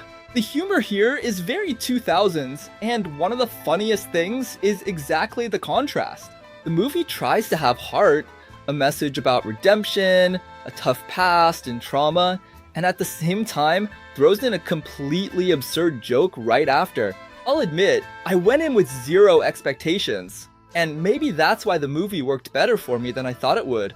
It's not just another one of his movies, it's clearly a different experience from what he used to do in live action. The animation's kinda weird, but it's beautiful and matches the sharp tone of the story. Even though it was a movie I'd never seen before, I found it more interesting and bolder than other Adam Sandler movies I've watched and rewatched my whole life. He steps out of his comfort zone, plays around with musical elements, animation, sharp humor, and even weaves in a personal story. That's why it stands out compared to Adam's other movies. It might even be unfair, but it gave me a really unique experience. We've reached position 22, almost in our top 20, and now things start to get more interesting, because here comes Spanglish, a movie with a really strange name that a lot of people forget even exists. Before I talk about the movie itself, I'll explain why I put it in this spot. Even though it doesn't have Adam Sandler's trademark humor, it's a really well-made movie, with characters who feel like real people and that doesn't treat the audience like they're just looking for cheap laughs. And I admit, sometimes that's a really good thing. It's more careful with the script than a lot of things Adam Sandler has done. There are jokes, but they come along with real conflicts, unresolved characters, and choices that actually have consequences. For those who don't remember the story or never watched it, Adam plays John, a very talented chef who's completely incapable of dealing with his own life problems. He has an extremely controlling wife, 2 daughters, a marriage that's clearly gone down the drain, and an incredible talent for cooking that he doesn't really know how to use outside the kitchen. On the other side, we meet Flor, a Mexican immigrant who barely speaks any English and goes to work as a housekeeper for the family. And that's when the problems start. Nobody really understands each other. She speaks Spanish, they speak English, and the movie has a lot of fun with that, without turning it into a lazy joke. The heart of the movie is the relationship between John and Flor's daughter. He starts cooking for the girl, giving her attention, complimenting her. Simple things, but they completely change her self-esteem. And then the movie does something really cool. It shows how a broken adult can, without meaning to, be exactly the support a child needs, even while failing miserably with their own family. Now, the humor here isn't Adam Sandler yelling, making faces, or getting smacked around. The funny moments come from awkward situations, from the neurotic wife who turns everything into a competition, from the offbeat conversations, from the way everyone in that house seems emotionally exhausted. It's not a perfect movie overall. In fact, it's a pretty weird movie. It drags on a bit, sometimes it lays the drama on too thick, but it's clear that it was made with more care than most of the actors' easier comedies, even though the ending didn't really do it for me. In most of Adam Sandler's hit movies, he plays a kind of dumb, over-the-top guy who, in the end, comes out on top. And the movie The Waterboy, he flipped that formula, playing a soft-spoken, awkward guy who still manages to come out on top, thanks to his good heart. However, one thing that bothered me was the lazy repetition of the premise from Happy Gilmore, released 2 years earlier, where the character also channels his anger to stand out in sports, only switching the focus from golf to football. So for anyone who had already seen the other movie, this one is going to feel recycled and uninspired. In The Waterboy, Adam plays Bob, an adult with the mentality of a child, kinda similar to his character in Billy Madison, who was raised by a completely unhinged mother who thinks everyone is the work of the devil. Because of that, Bob grew up naive and weird. His job already gives you an idea of the movie's tone. The guy is literally the water boy for a broke college football team. He gets picked on by everyone and everyone walks all over him until the moment they discover he has so much pent-up rage that when he gets on the field, he turns into a kind of human missile. The humor here is classic Adam Sandler. You get the weird voice, which thankfully is saved by the dubbing, physical gags, repetition, until it becomes something that hypnotizes you on screen. His mom, by the way, is one of the most over-the-top characters in Adam's entire career. Every line she says seems written to make you feel uncomfortable and laugh at the same time. So you might be wondering why this movie is ranked here. And I admit, it might be mostly because of my emotional attachment to it. Just so you know, I even had the DVD. And even though it repeats a lot of the same formula, the movie has scenes that stick with you and iconic characters. So even though it has its issues, it's still a comedy worth checking out. And the fact that it's still considered the most profitable sports comedy of all time shows that this kind of silly humor always had its place and is missed. We're now getting into the top 20 Adam Sandler movies, and I just wanted to take a quick pause to ask you to hit the like button if you're enjoying the video, and let me know in the comments if you agree with me. If not, go ahead and share your own list down in the comments. And for the 20th spot, I bring you Funny People, another underrated movie from the actor that almost nobody knows or has seen. And it's in this spot for a few reasons. This isn't the kind of Adam Sandler movie you put on in the afternoon expecting to laugh every 5 minutes. It takes a little while to get going, but that doesn't mean it's bad.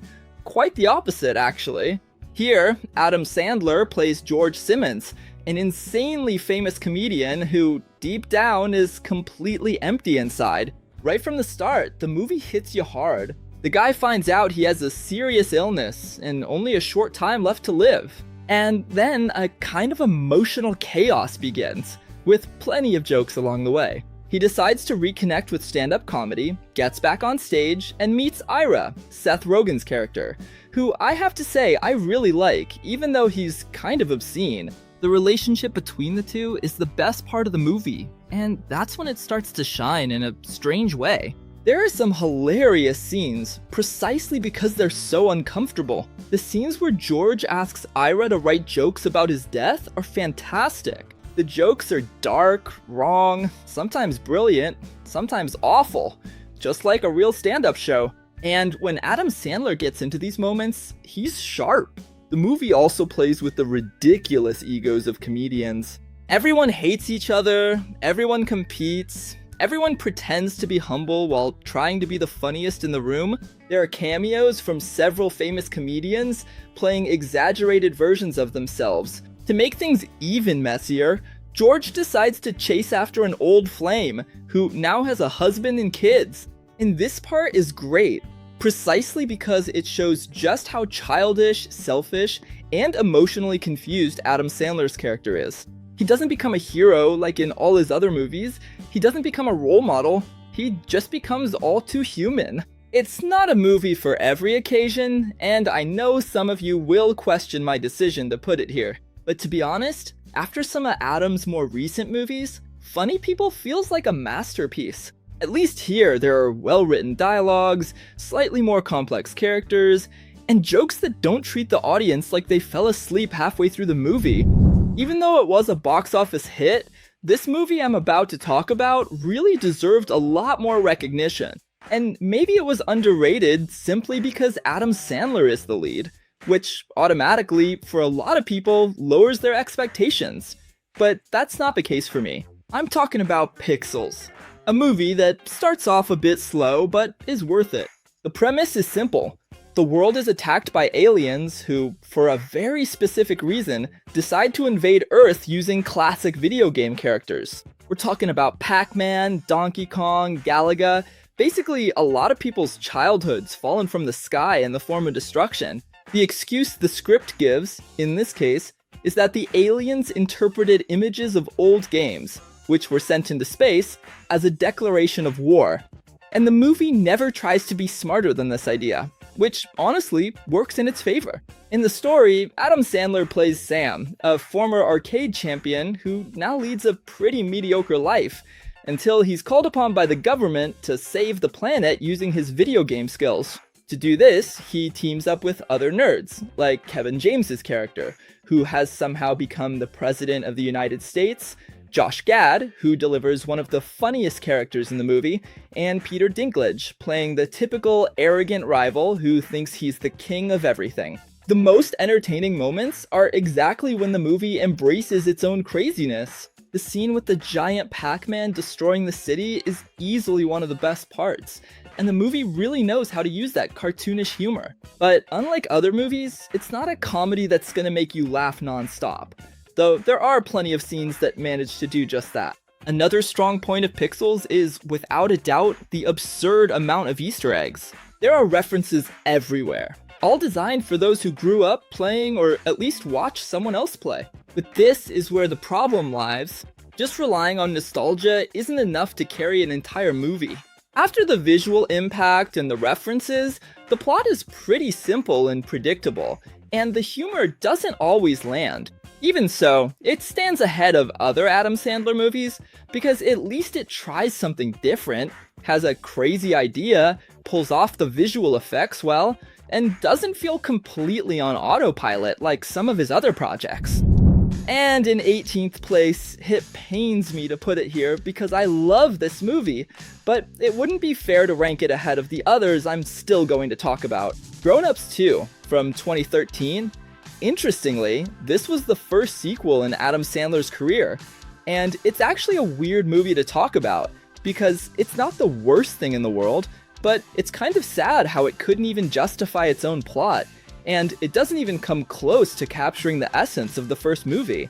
And I'll say it right off the bat, making random fraternity students the so-called villains is the worst part of the movie. But I still defend it wholeheartedly, even knowing it doesn't do itself many favors. The story is simple, in the most shameless way possible. Lenny, who we met back in the first movie, decides to leave his big city life behind and move back with his family to the small town where he grew up. Then Kevin James, Chris Rock, and David Spade also come back, each one more lost in adult life than the next. The only one who didn't return was Rob Schneider, who was kind of replaced by Nick Swardson, which, for me, just didn't work. The movie basically follows an entire day in these guys' lives, and that already explains a lot. It's just a series of pointless situations, with them getting into it with the bullies from their school days, who are still bullies, just older now. Adam Sandler's son also gets humiliated by a guy who looks like he walks straight out of an 80s movie, and of course there's the final party, which ends in a fight. The humor here is 100% classic Adam Sandler, and it has that vibe where nobody is taking anything seriously. Honestly, it really feels like just a bunch of friends wanting to have fun. I love this movie, truly. I've watched it countless times on TV, on the DVD I used to have. Wherever it shows up, I stop to watch. And I know it has its problems, but it made me laugh pretty much the whole time. It doesn't try to be anything other than what it is. There are more polished Adam Sandler movies that I've left behind, but few have this kind of energy. It's not the best movie of his career, but it's one of those I always come back to. And if it made me laugh from start to finish, for me, it deserves to be ranked high on this list. In 17th place, once again with an animated film, we have Hotel Transylvania, the first movie in the franchise. And I'll make it clear right away. For me, it's the second best in the series, ahead of the third, but still behind the second. This movie carries a lot of weight because it builds everything from scratch. It introduces Dracula, who's super overprotective, the curious Mavis, the hotel full of classic monsters, and most importantly, it sets the tone for the whole franchise. Adam Sandler here doesn't just voice Dracula, he defines the character. Dracula's desperate attempts to keep the hotel free of humans lead to a bunch of great moments, especially when Johnny shows up and unknowingly creates chaos, and the movie really nails the dynamic between Dracula and Mavis. The father-daughter relationship isn't just emotional background, it's what drives the comedy. Dracula's lies, his improvised plans that obviously go wrong, and the way everything escalates are funny because they come from the character, not from some ready-made formula. It ranks ahead of the third one precisely because everything here still feels really fresh. The situations don't feel repetitive, the conflicts are better developed, and the humor comes from the characters' personalities, not just from a new setting or constant chaos. In the third one, a lot already feels automatic, but not here. Here, you can tell the writers were still figuring out just how far these characters could go. At the same time, it still falls behind the second one, which I'll talk about in a bit, because the sequel manages to take that solid foundation and dive even deeper into the characters and themes without losing its comedic pace. But that only works because the first one did the heavy lifting, and did it really well. Now, let's talk about Just Go With It. And honestly, I wish I knew this movie's secret, because you can watch it 1,000 times and still want to watch it again, and you always laugh like it's the first time. Here, we meet Danny, a plastic surgeon who, after a romantic trauma, discovers that pretending to be married is the best way to hook up with women. And the worst part is, this actually works in real life. I say that from personal experience. The guy walks around with a fake wedding ring, tells sad stories about a terrible marriage, and it works. Until he meets Palmer, a busty teacher who, in my opinion, has a body that defines the word perfection. The downside for Danny is that she's way too smart to fall for his nonsense. The lie slips out, and that's when the real star of the movie shows up.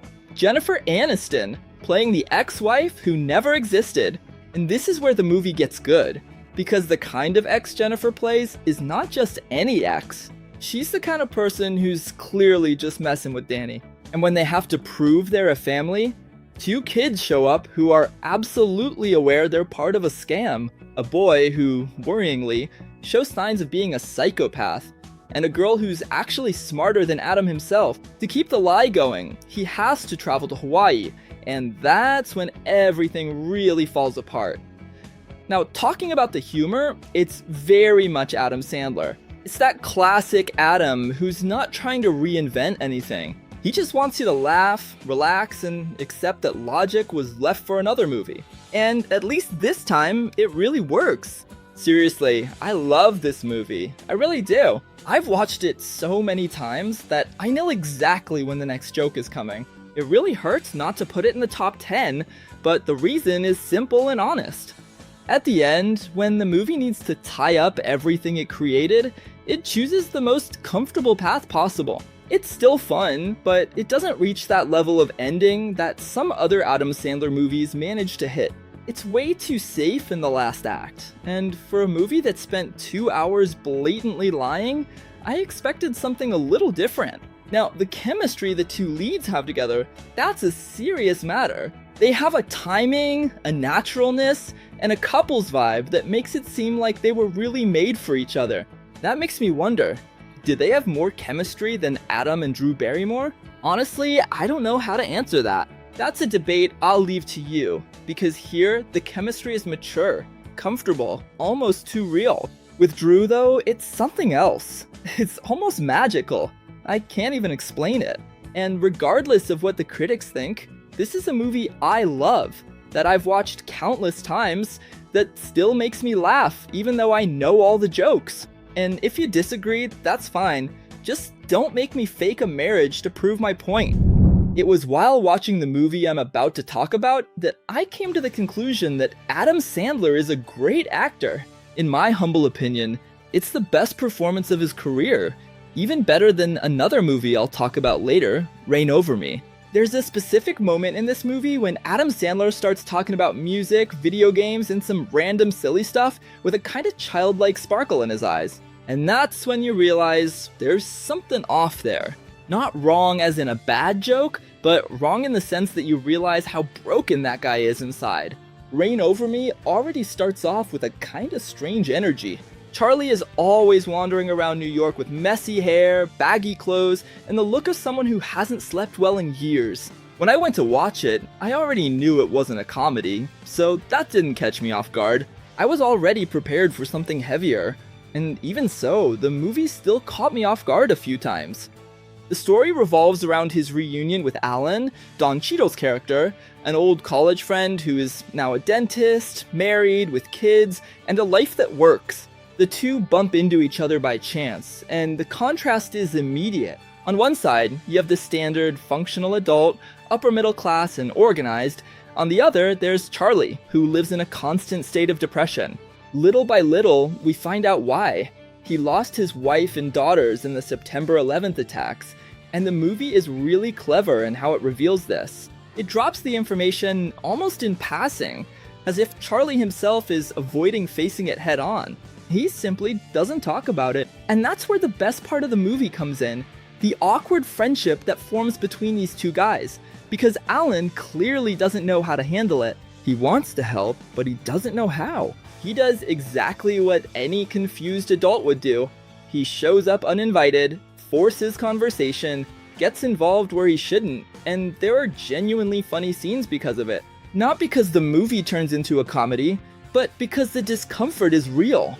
But Adam Sandler here is playing a whole different game.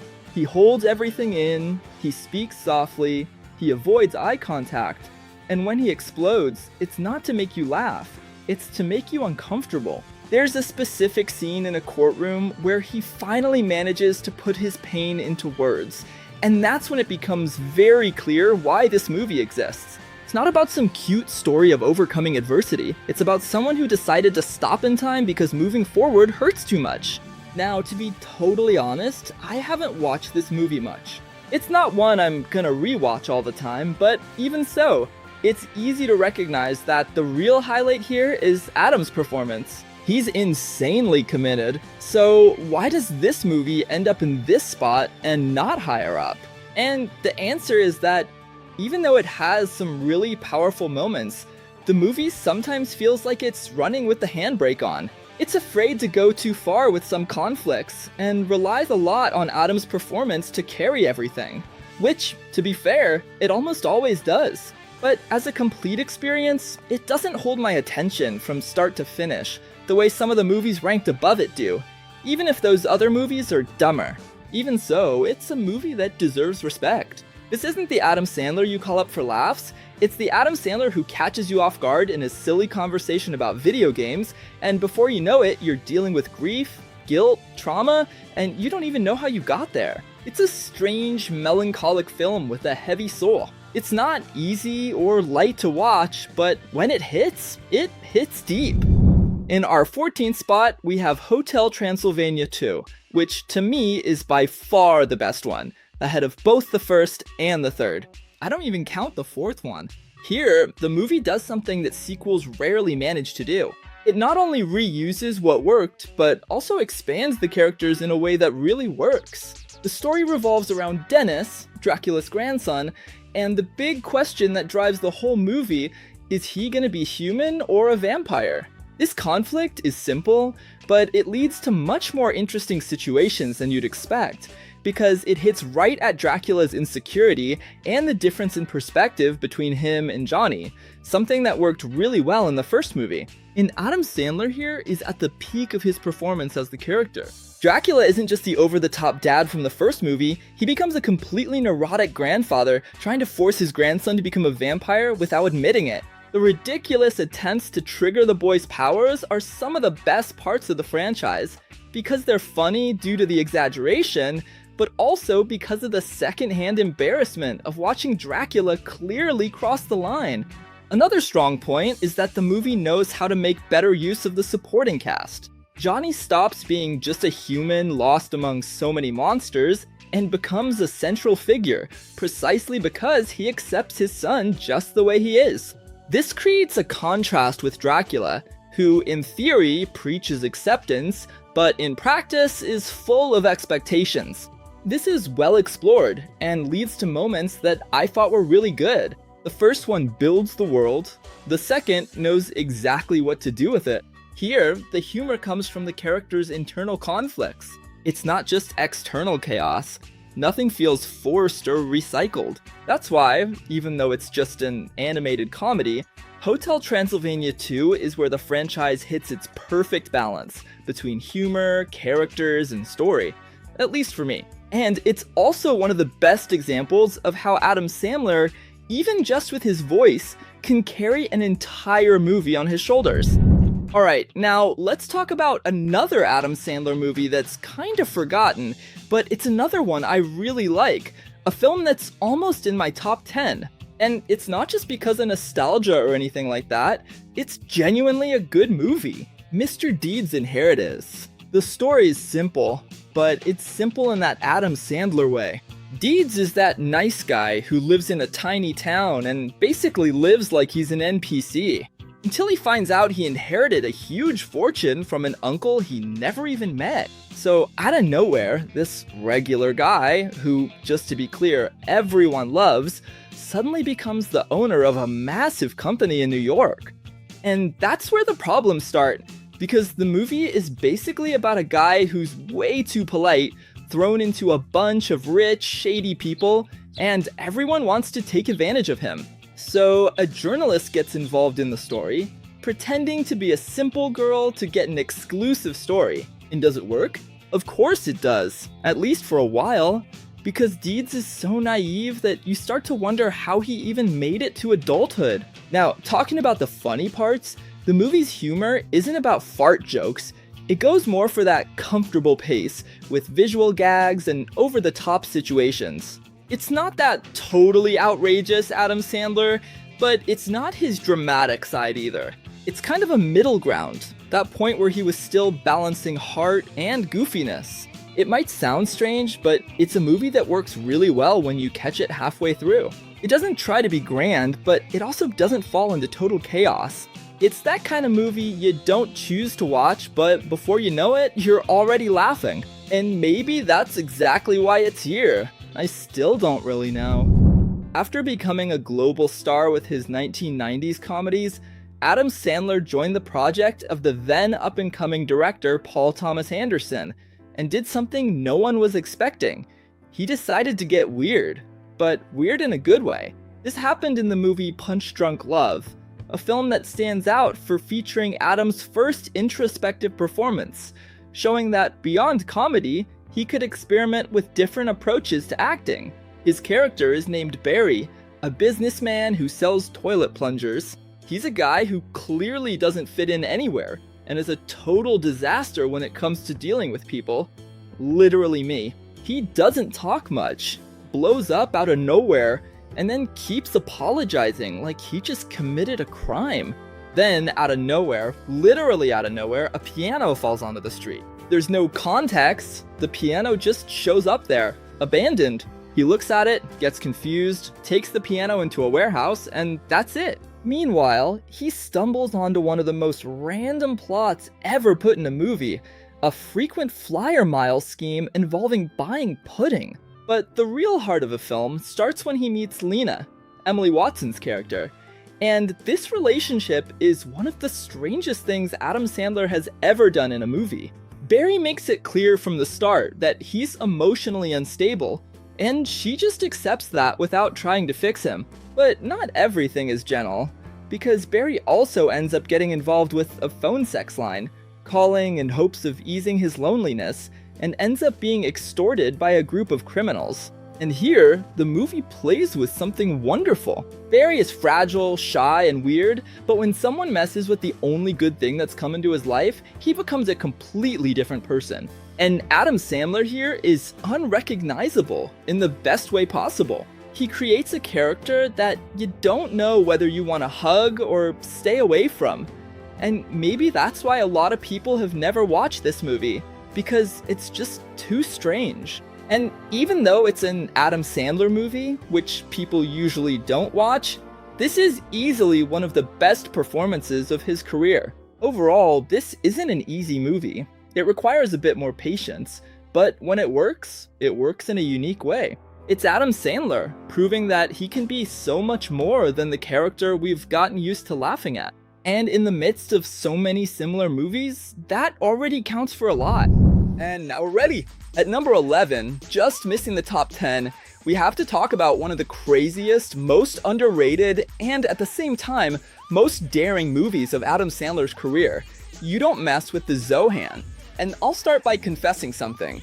I didn't know about this movie when it first came out. I ended up watching it much later, already with my mind kind of poisoned by internet reviews saying it was dumb, senseless, one of Adam Sandler's worst movies. Even so, I must have watched this movie about 20 times, and the more I watch it, the more I like it. For those who have never seen it, the story revolves around Zohan, an absolutely legendary Israeli secret agent. He's not just good, he's almost a mystical entity. The guy is treated like a superhero in that universe. And it's no exaggeration to say that Adam Sandler here is practically a living legend. But Zohan's dream isn't to save the world or to win wars or anything like that. His dream is actually to be a hairdresser in New York. And that already says a lot about the tone of the movie. While everyone around him is caught up in conflict, revenge, and extremism, all Zohan wants is to cut hair, do blowouts, and make people look and feel good. Is it absurd? Yeah, but it's an absurdity that makes sense, and you'll understand why. So he finally fakes his own death, goes to the United States, starts working at a salon that looks like it's about to go under, and begins winning over clients using, let's say, questionable methods. The scenes of him cutting hair while hooking up with a bunch of old ladies are one of those things that shouldn't work, but somehow it does. It's awkward, but at the same time, it's impossible not to laugh. Now, what a lot of people overlook is that this movie isn't just a collection of dumb jokes, it's ridiculously bold. It takes one of the world's most sensitive conflicts, the relationship between Israelis and Palestinians, and decides to satirize the whole thing. Extremism, brainwashing, inherited hatred, pointless rivalries, no one gets off easy. The movie makes fun of everyone, and that takes guts. It's a kind of humor that pokes, exaggerates, and lays bare just how ridiculous everything gets when hate becomes an identity. There are brilliant scenes in this regard, like when characters who are supposed to hate each other to death start realizing they like the same things, have the same problems, and deep down want the same simple life. And Zohan ends up being almost a catalyst for all of this. Is it silly? Of course it is, but it's a lot smarter than it looks at first glance. And Adam Sandler here is totally committed. He's not afraid of embarrassing himself at all. The accent is over the top, his body is always in impossible positions, and his facial expressions are ridiculous. He practically becomes a living cartoon character. And that's important, because if he tried to play this character in a more restrained way, the movie would fall apart. Here, he knows exactly the kind of craziness the script calls for. And despite the negative reviews, as usual, the movie was a box office hit, grossing over $200 million worldwide, showing that it's often more profitable to give the audience what they want than to try to please the critics. However, I have to admit that Zohan is indeed a bad movie, because even though it's really funny and much bolder, which gives it some credit, the movie just doesn't know when to stop. It drags jokes out to the limit, repeats concepts that have already worked before, and at times seems so in love with its own craziness that it forgets to hold back. Even so, I rank this movie above many others precisely because it takes risks. It doesn't stick to the comfort zone of generic romantic comedies, nor does it rely on the standard dumb character who just reacts to things.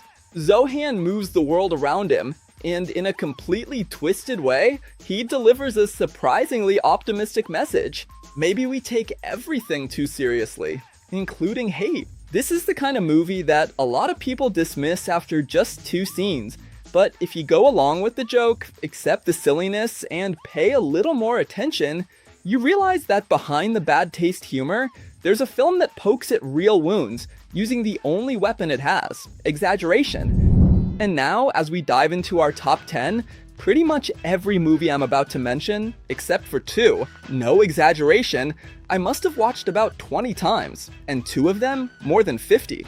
And it's only fair to start with the movie that truly introduced Adam to the world. Happy Gilmore from 1996. The story here isn't anything revolutionary, but at the time, it might have been. Happy Gilmore is a totally failed hockey player. The guy has so much pent-up anger he could knock down a wall with a slap, but he can't skate. On the other hand, he's got something really rare, a lot of strength. And like every struggling adult, he needs money, but for a pretty noble cause, to save his grandma's house, which is about to be taken by the cruelest system ever created, foreclosure auction. And that's when the genius part happens. Someone realizes that his ridiculous strength works really well in golf, a sport for snobs, made for overly polite people who clap softly. And Happy bursts into this world like a human missile. He yells, curses, threatens people, fights with the crowd, and a whole lot more. The whole movie revolves around this clash of worlds. On one side, you have traditional golf, full of etiquette and unbearably elegant people. On the other, there's Happy, who celebrates every shot like he just scored a goal in the World Cup final. And the movie's villain is one of the best antagonists in Adam Sandler's career, precisely because he takes everything way too seriously. He's not evil, he's ridiculously committed.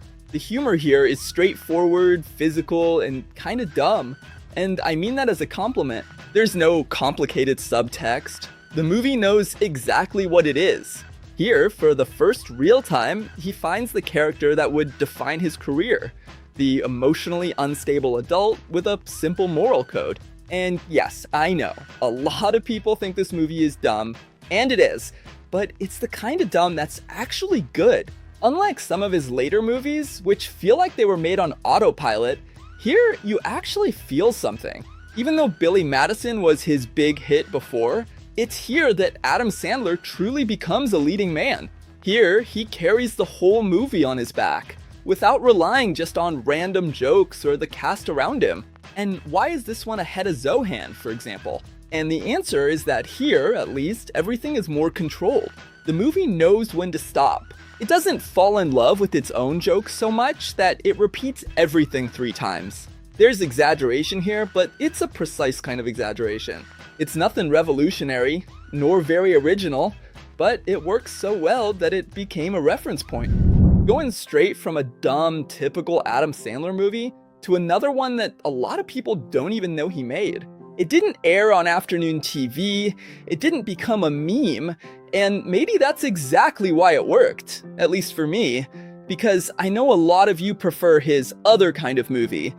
This movie bets on two big comedy names, Adam Sandler, of course, and Ben Stiller. Here, he plays yet another Danny, a guy who's kinda broken inside, a divorced dad who still lives in his father's shadow. The movie revolves around a completely dysfunctional family, led by Harold, who's basically the kind of father who manages to make all his kids feel like failures. Danny is the sensitive son who wanted to be an artist but was never taken seriously by anyone. His brother, played by Ben Stiller, is the opposite, successful and arrogant. And then there's the half-sister who doesn't show up much but is always awkward. The story is simple. Danny goes to New York to take his daughter to college and ends up having to spend time with his father and siblings. And then the movie basically turns into a collection of awkward conversations, unresolved resentments, and family humiliations. And the humor here is very specific. It's all based on bad timing, awkwardly long silences, and people saying things they shouldn't. And yes, there are funny moments. Not the kind that will make you die laughing, but the kind of humor you'll only get if you watch it. The most interesting thing is seeing Adam Sandler use that classic personality of his, the guy who's kinda childish, kinda lost, but without overdoing it. He's more restrained, and that's exactly why it works so well. As for the movie itself, it's not the most fun, nor the easiest to watch, but it's one of those films that makes you grow after it's over. At least that's how I felt. Now, yes, we've reached a movie where Adam Sandler is still doing an over-the-top comedy, but he's already starting to show a bit of structure, both in the script and in his character. And that movie is The Longest Yard, from 2005, a film he released after and before two of his best movies, 50 First Dates and Click. And this one is interesting because it feels like three different movies fighting with each other, and surprisingly, it works. Adam Sandler plays Paul Crewe, a former football player who's fallen from grace. The guy used to be rich and famous, and now the movie starts with him drunk, stealing his own girlfriend's car, running from the cops, and crashing into everything in sight. As a result, he ends up in jail. And it's not just any jail. It's the kind of prison where it seems like every inmate is a mutant, and the one in charge there is the prison warden, who basically decides he wants to put together a football team to play against the guards, using the inmates as punching bags. Adam Sandler, of course, is forced to lead this completely unlikely team of inmates. And the cast is insanely good. We've got Chris Rock as a con artist inmate, Terry Crews just being Terry Crews, the singer Nelly surprisingly killing it as an actor, and Burt Reynolds himself, who was literally the main character in the original 70s movie. I forgot to mention, but this is actually a remake. Speaking of the movie, the team's training scenes are some of the best parts. It's a whole sequence full of humiliation, people getting beat up, and Adam trying to pretend he still knows how to lead anyone, when it's obvious he can barely lead his own life. And the final game is pure entertainment. It's not realistic, and it doesn't even try to be. It's all about payback, with the cons wanting to beat the cops to a pulp. The script offers a good mix of comedy, action, and even a bit of drama, like in the part where Chris Rock's character dies, which is something you don't expect in an Adam Sandler movie. But there's a lot of dragging during the training scenes, which gets repetitive and makes the movie longer than it needs to be. Not to mention the fact that they show the cops as the bad guys and the cons as the good guys, which is kinda problematic. Anyway, it's still a great sports comedy that manages to get some good laughs without relying so much on slapstick, which is usually the case in Adam Sandler's movies. Not to mention, this movie works much more because of the ensemble than because of Adam Sandler himself. He's not the funniest one in terms of character. He still cracks jokes, but here he shares the spotlight with the others. He lets the cast shine, and that's not something that always happens. Alright, we've reached number 7 with Grown Ups. And I'll just say right now, in terms of pure, shameless, and nonsensical comedy, this is probably my favorite Adam Sandler movie. It doesn't make any sense at all, but who cares? If the goal of the movie is to make you laugh, this one delivers from start to finish. The movie starts with a group of friends as kids, playing basketball and being coached by a guy who clearly cares more about them than his own life. They win the championship, grow up, and become completely different adults. Then, years go by, and the coach dies. So there you have it. That's the movie's emotional hook. It's not deep or anything, but it works. These 5 friends meet again at the funeral and decide to spend a weekend together at a lake house. And that's where the real movie starts. A bunch of grown men who refuse to grow up, trying to pretend they're responsible adults while competing to see who's the biggest idiot. Adam Sandler is the successful guy who tries to act like he's down to earth, but has clearly turned into an annoying playboy. Kevin James is the overwhelmed family man who pretends he's doing fine financially. Chris Rock is the guy who makes good money, but doesn't have any say in his own house. David Spade is the bachelor who hates everyone. And Rob Schneider, well, Rob Schneider is just Rob Schneider, getting humiliated by the rest of the cast, as always. Except here, he has 2 ridiculously hot daughters, which leads to one of the funniest and most inappropriate jokes in the movie. And man, the chemistry of this cast is the big secret. It feels like a get-together of friends, because it literally is a get-together of friends. It doesn't have that forced studio comedy vibe. It feels like the guys are really messing around, improvising, laughing at each other. There are scenes where it's obvious no one is acting. They're just having fun. Now, the funny moments, my friend, that's basically the whole movie. And yes, the jokes are exactly the same as Adam Sandler's usual style. Fart jokes, yelling, people getting hurt, and adults acting like kids. But you know what's worse? They work like hell here. Maybe because no one is trying to make the movie seem better than it really is. The women in the movie also deserve a mention. Salma Hayek, as Adam Sandler's wife, is probably his hottest love interest in any of his movies. And like I said, there are also Rob Schneider's daughters. The movie pretty much builds most of its jokes around the fact that no one understands how that's even biologically possible. Now, let's be honest. This movie is bad. The script basically doesn't exist. Not much happens, there's no dramatic arc, there's no deep message, and yet I still put it in my top 10. At this point, some of you might be wondering why. And the answer is that not every movie needs to be good to be special. This is that movie I always watch.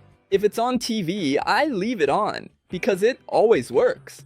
The critics trashed it, like they do with pretty much every Adam Sandler movie, and honestly, who cares about the critics? This movie wasn't made to win awards. It was made to bring friends together, make inside jokes, and laugh until you can't anymore. That's why it's in 7th place. Not because it's the best written or the smartest, but because it's made to make you laugh. It's Adam Sandler saying, I want to have fun with my friends, and if you laugh along, even better. And I do laugh. In 6th place, a movie that, according to critics, is the best of Adam Sandler's career. And the worst part is, when it comes to technical aspects like acting and script, I can't disagree with them. However, for me, it's nowhere near my favorite movie of his. Actually, the first time I watched it, I have to admit I was disappointed. Even so, there's no way not to put Uncut Gems among the top spots on this list. I think the real reason so many people believe this is the best film of Adam's career is the impact of his performance. Here, he's not the funny guy, and he's not the dramatic guy either. He's almost a villain, proving that when he gets good material to work with, he can really deliver.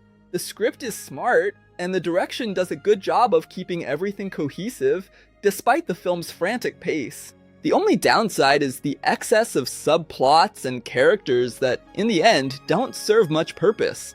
Here, we follow Howard, the owner of a jewelry store buried in debt, who's always looking for the next scheme to try to get out of trouble. The movie opens in an Ethiopian mine, with workers pulling an insanely rare opal out of the ground, and seconds later, it cuts to Adam Sandler getting a colonoscopy. And that pretty much sums up the whole movie. Howard is always gambling. He bets money he doesn't have, using jewelry that isn't his, promising to pay people he knows he won't pay. He owes everyone, including loan sharks. And the worst part is, he always thinks he's just one bet away from fixing everything.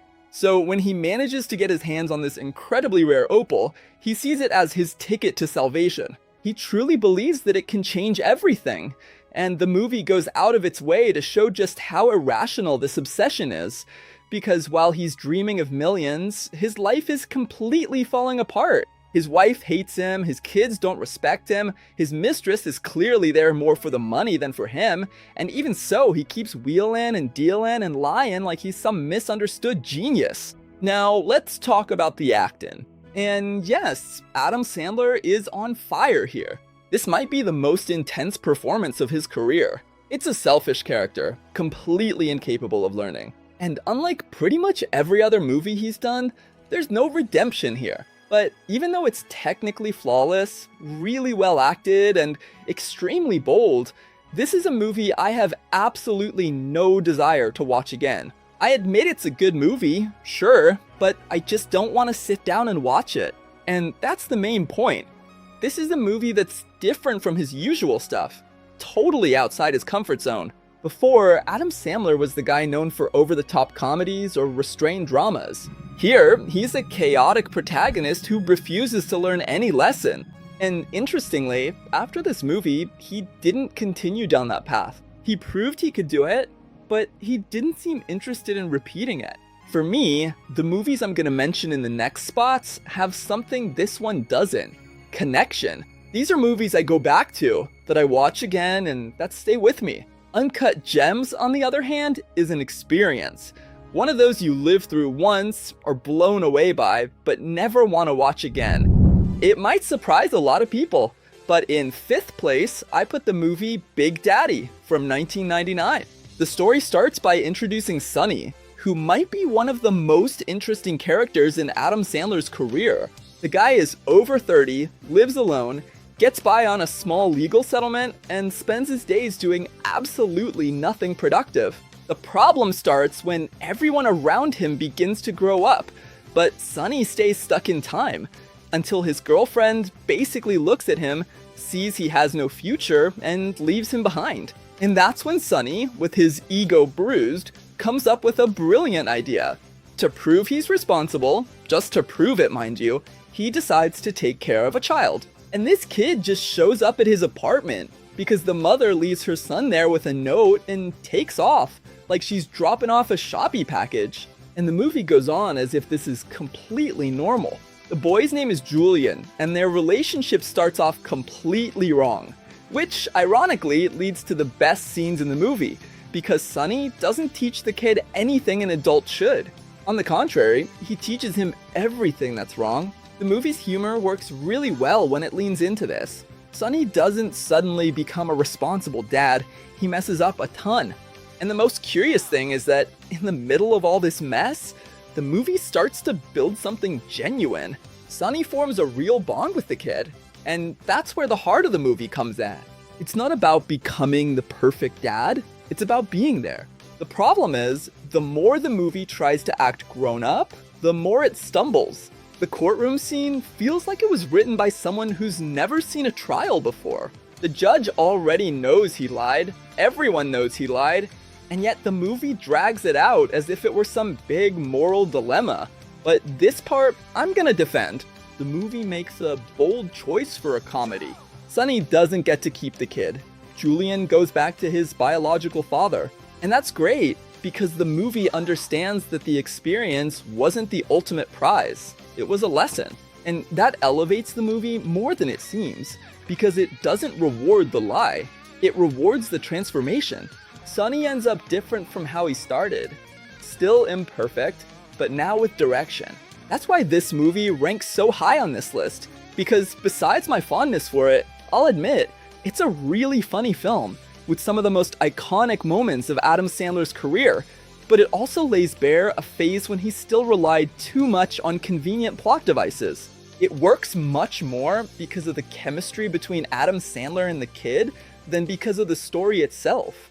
Even so, it's impossible to ignore its impact. It's one of those movies you watch, laugh at the same scenes, and without even realizing it, end up absorbing a simple but important message. There's no such thing as perfect fatherhood, but absence is always worse. And in our top 5, we have here the first romantic comedy of Adam Sandler's career. And yes, it's almost on the podium, The Wedding Singer. For those who have never seen it, this movie was a turning point in Adam's career because a romance where he played a sort of heartthrob wasn't really what anyone expected from him. It hurts a little not to be able to rank it higher, but I'll explain why in a bit. This story follows a wedding singer who becomes interested in a waitress, played by Drew Barrymore, but before they can be together, both of them have to deal with their past relationships. It's that classic story. Rob is that good guy, totally passionate about his job, who sings at weddings with joy, until the day he's left at the altar. The guy makes a living singing about eternal love and gets dumped at his own wedding. From that point on, Adam Sandler basically turns into a red pill, hating love and taking it out on other people's weddings. On the other side, we meet Julia, a sweet waitress who's engaged to a total jerk. The guy is so unbearable that the movie doesn't even have to try to make us hate him. The hate just comes naturally. And even though it's nothing groundbreaking, it works really well by putting the main couple in unexpected situations and taking advantage of the chemistry between Adam Sandler and Drew Barrymore. It's almost a crime that they're not a couple in real life. And here's the thing, unlike most Adam Sandler movies, not only do audiences generally love this film, but critics also gave it good reviews, and the actors even won some awards for their performances. It's a light, unpretentious comedy, perfect to watch with your girlfriend by your side, but if you don't have one, it's great for you too. Before I tell you what I think are his top 3 movies, I'd like you to comment on which ones you think are the best. Or better yet, share your own top 3 and tell us why you picked them. And on our podium, one of Adam Sandler's most famous and beloved movies, 50 First Dates, from 2004. And this is the movie where Adam Sandler decided to swap out pure comedy for a romance with a heavy psychological plot. And it works better than you'd expect. The story revolves around Henry, a marine veterinarian in Hawaii who lives an almost perfect life. He works with what he loves, lives in paradise, and hooks up with all the tourists without any strings attached. Until he meets Lucy at a diner where she has breakfast every morning, and it's love at first sight. The problem is, Lucy has a rare condition and suffers from short-term memory loss because of an accident. And every single day, she wakes up believing it's still the same day from years ago.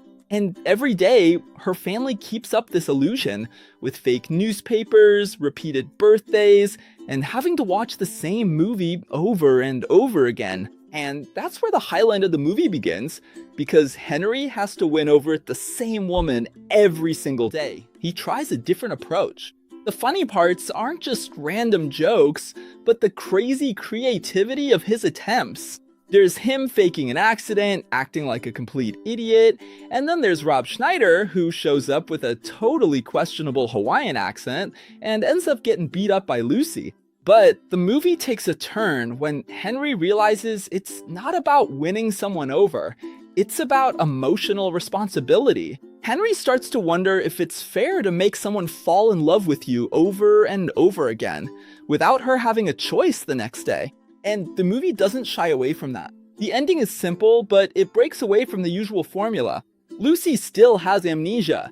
There's no miracle cure, no love that magically fixes everything. She wakes up every day not knowing who the guy next to her is, but she chooses to keep going. That's way more powerful than any generic romantic comedy ending. It's a movie that, without a doubt, defies the expectations of everyone who thought it would just be another Adam Sandler goofball comedy.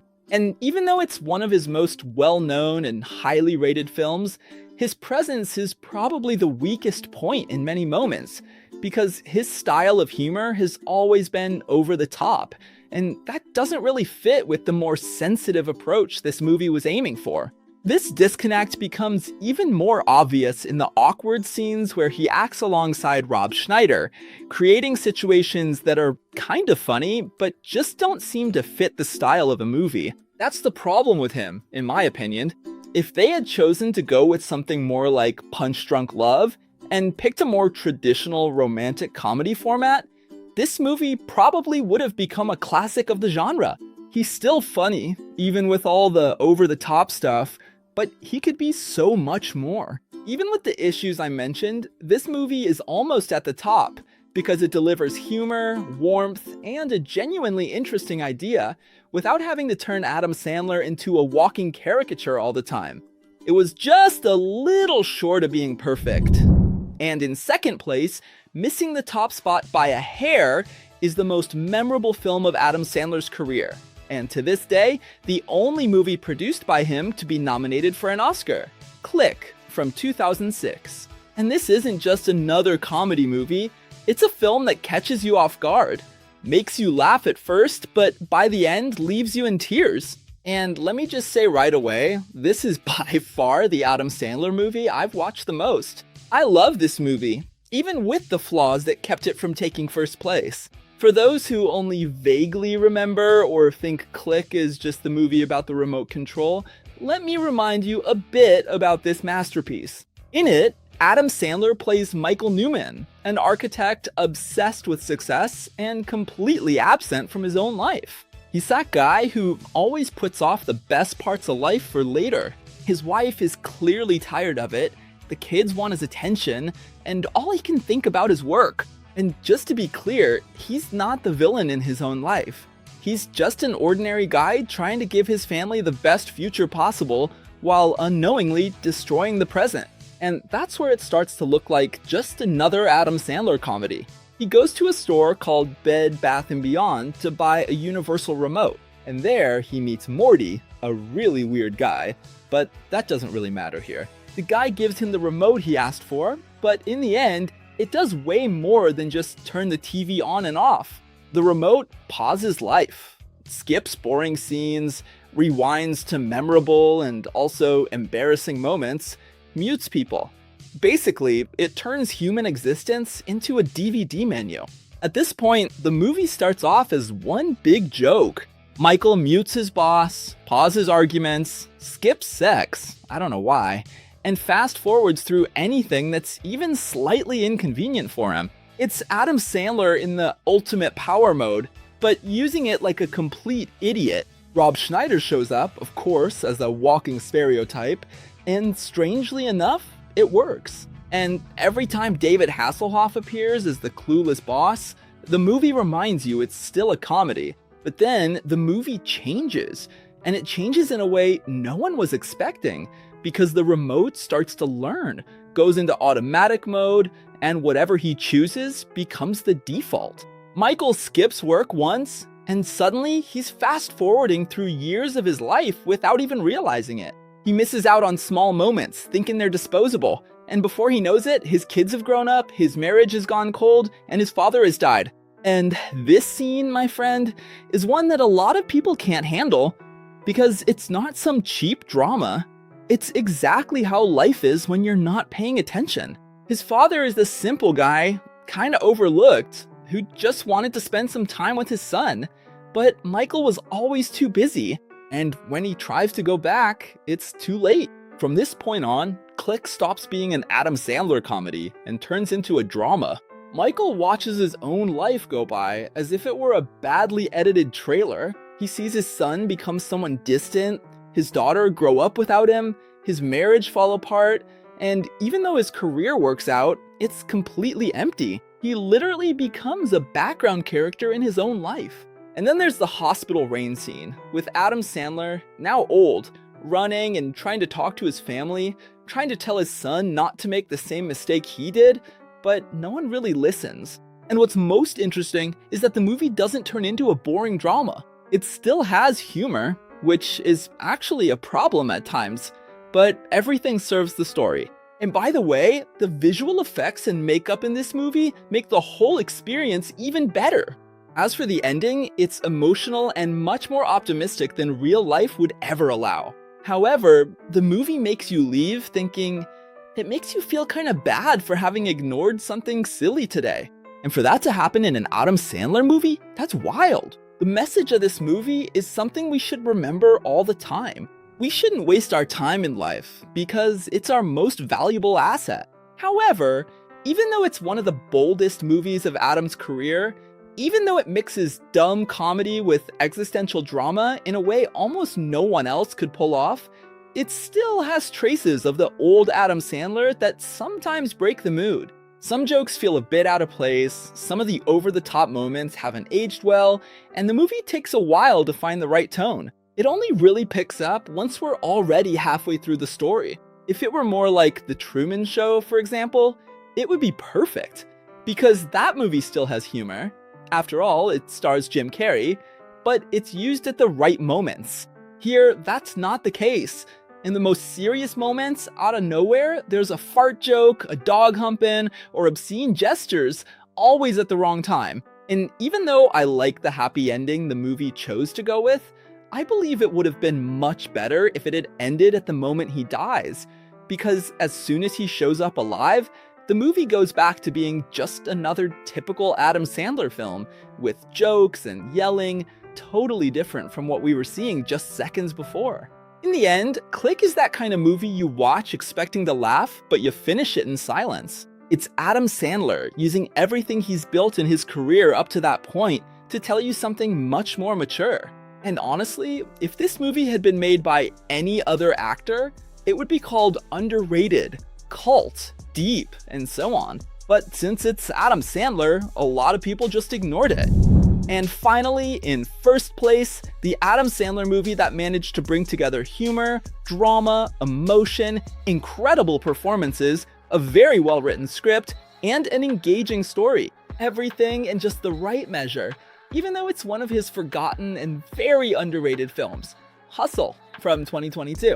In the movie, Adam Sandler plays Stanley, a basketball scout who lives on the road and away from his family. Stanley is that employee who's worked at the same company for decades, does everything right, and never gets promoted. His dream is to stop traveling and have a normal life. But then, the movie does what it does best. It crushes that dream real quick. The team owner dies, a new boss comes in, totally arrogant, and Stanley is back on the road like nothing ever changed. And that's when the movie really gets started. During one of these random trips, he meets Bo Cruz, the main character of the movie, a very talented Spanish player who's completely outside the system. Let me just say right away, at this point, the movie really knows how to use the sports film formula, showing a young guy nobody believes in and a mentor who's already tired of it all, but who sees qualities in him that no one else does. It's not an innovative movie by any means, but everything works just as you'd expect. The game and training scenes are well executed, the twists bring excitement, and some references to Rocky Balboa are cleverly placed. And yes, the movie is really funny, but not in the way we're used to with Adam Sandler. It's funny in the little details, like Stanley trying to get Bo to talk less crap during interviews, in those insanely intense training scenes, where Adam Sandler really seems like a real coach, poking at the guy's ego in a way only he could pull off. Now, let's talk about Adam Sandler. For me, this is one of the best characters of his career, because he doesn't need to draw attention to himself. He doesn't need to dominate the scene. He acts with a tired body, with the look of someone who's lost many times, with small bursts of humor that come out naturally. He brings together everything he learned from movies like Uncut Gems, The Longest Yard, and Click, but here he doesn't overdo anything. He's found the perfect balance. And that makes the movie even better, because Bo ends up being the real protagonist. The story of overcoming belongs to him. The film respects that, and Adam Sandler doesn't steal the spotlight. On the contrary, he holds everything together from behind the scenes. The direction is another major highlight. The game scenes are great. They don't feel generic. You feel the exhaustion, the pressure, the tension of every play. You can tell that whoever directed this understands basketball, understands pacing, and knows that not every shot has to be epic to be important. Now, not everything is perfect. The choice of Adam Sandler's wife in the movie just doesn't work. The chemistry between them is almost non-existent. It doesn't ruin the movie, but every time it cuts to the family relationship, you feel like it's there more out of obligation than necessity. It's the only part where the movie feels less inspired, but even so, hustle rises above, because in the end, this is a story of overcoming, not just for the young, underestimated athlete, but for Adam Sandler himself as an actor. This movie proves that he can combine humor, incredible acting, a very well-crafted script, and an engaging story, all without resorting to lazy formulas. And maybe that's exactly why it was so underrated. It doesn't have a single iconic scene, but it works as a whole. And that's exactly why Hustle is in first place. Because unlike almost every other movie on this list, it doesn't rely only on nostalgia, just a big idea or a single standout performance. It's a complete film, it respects the audience, it respects the sport, and it respects Adam Sandler himself. It's a movie that didn't try to prove anything to anyone, and precisely because of that, it proved everything. Well, now that you know which is Adam Sandler's worst and best movie, there's still one question lingering.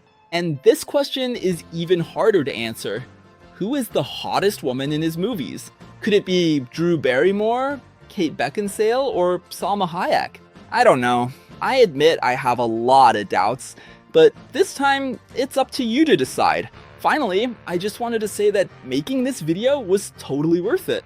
Obviously, there were some movies I never want to watch again, but once I got to the top spots, the sacrifice was totally worth it. And Adam Sandler is an actor who's really worth watching, because his movies marked my childhood and are now a part of my life. You have no idea how happy I am to see all this, but everything you've just seen is just my opinion, and I also want to know yours. So thanks for watching up to this point, and see you in the next video. Bye!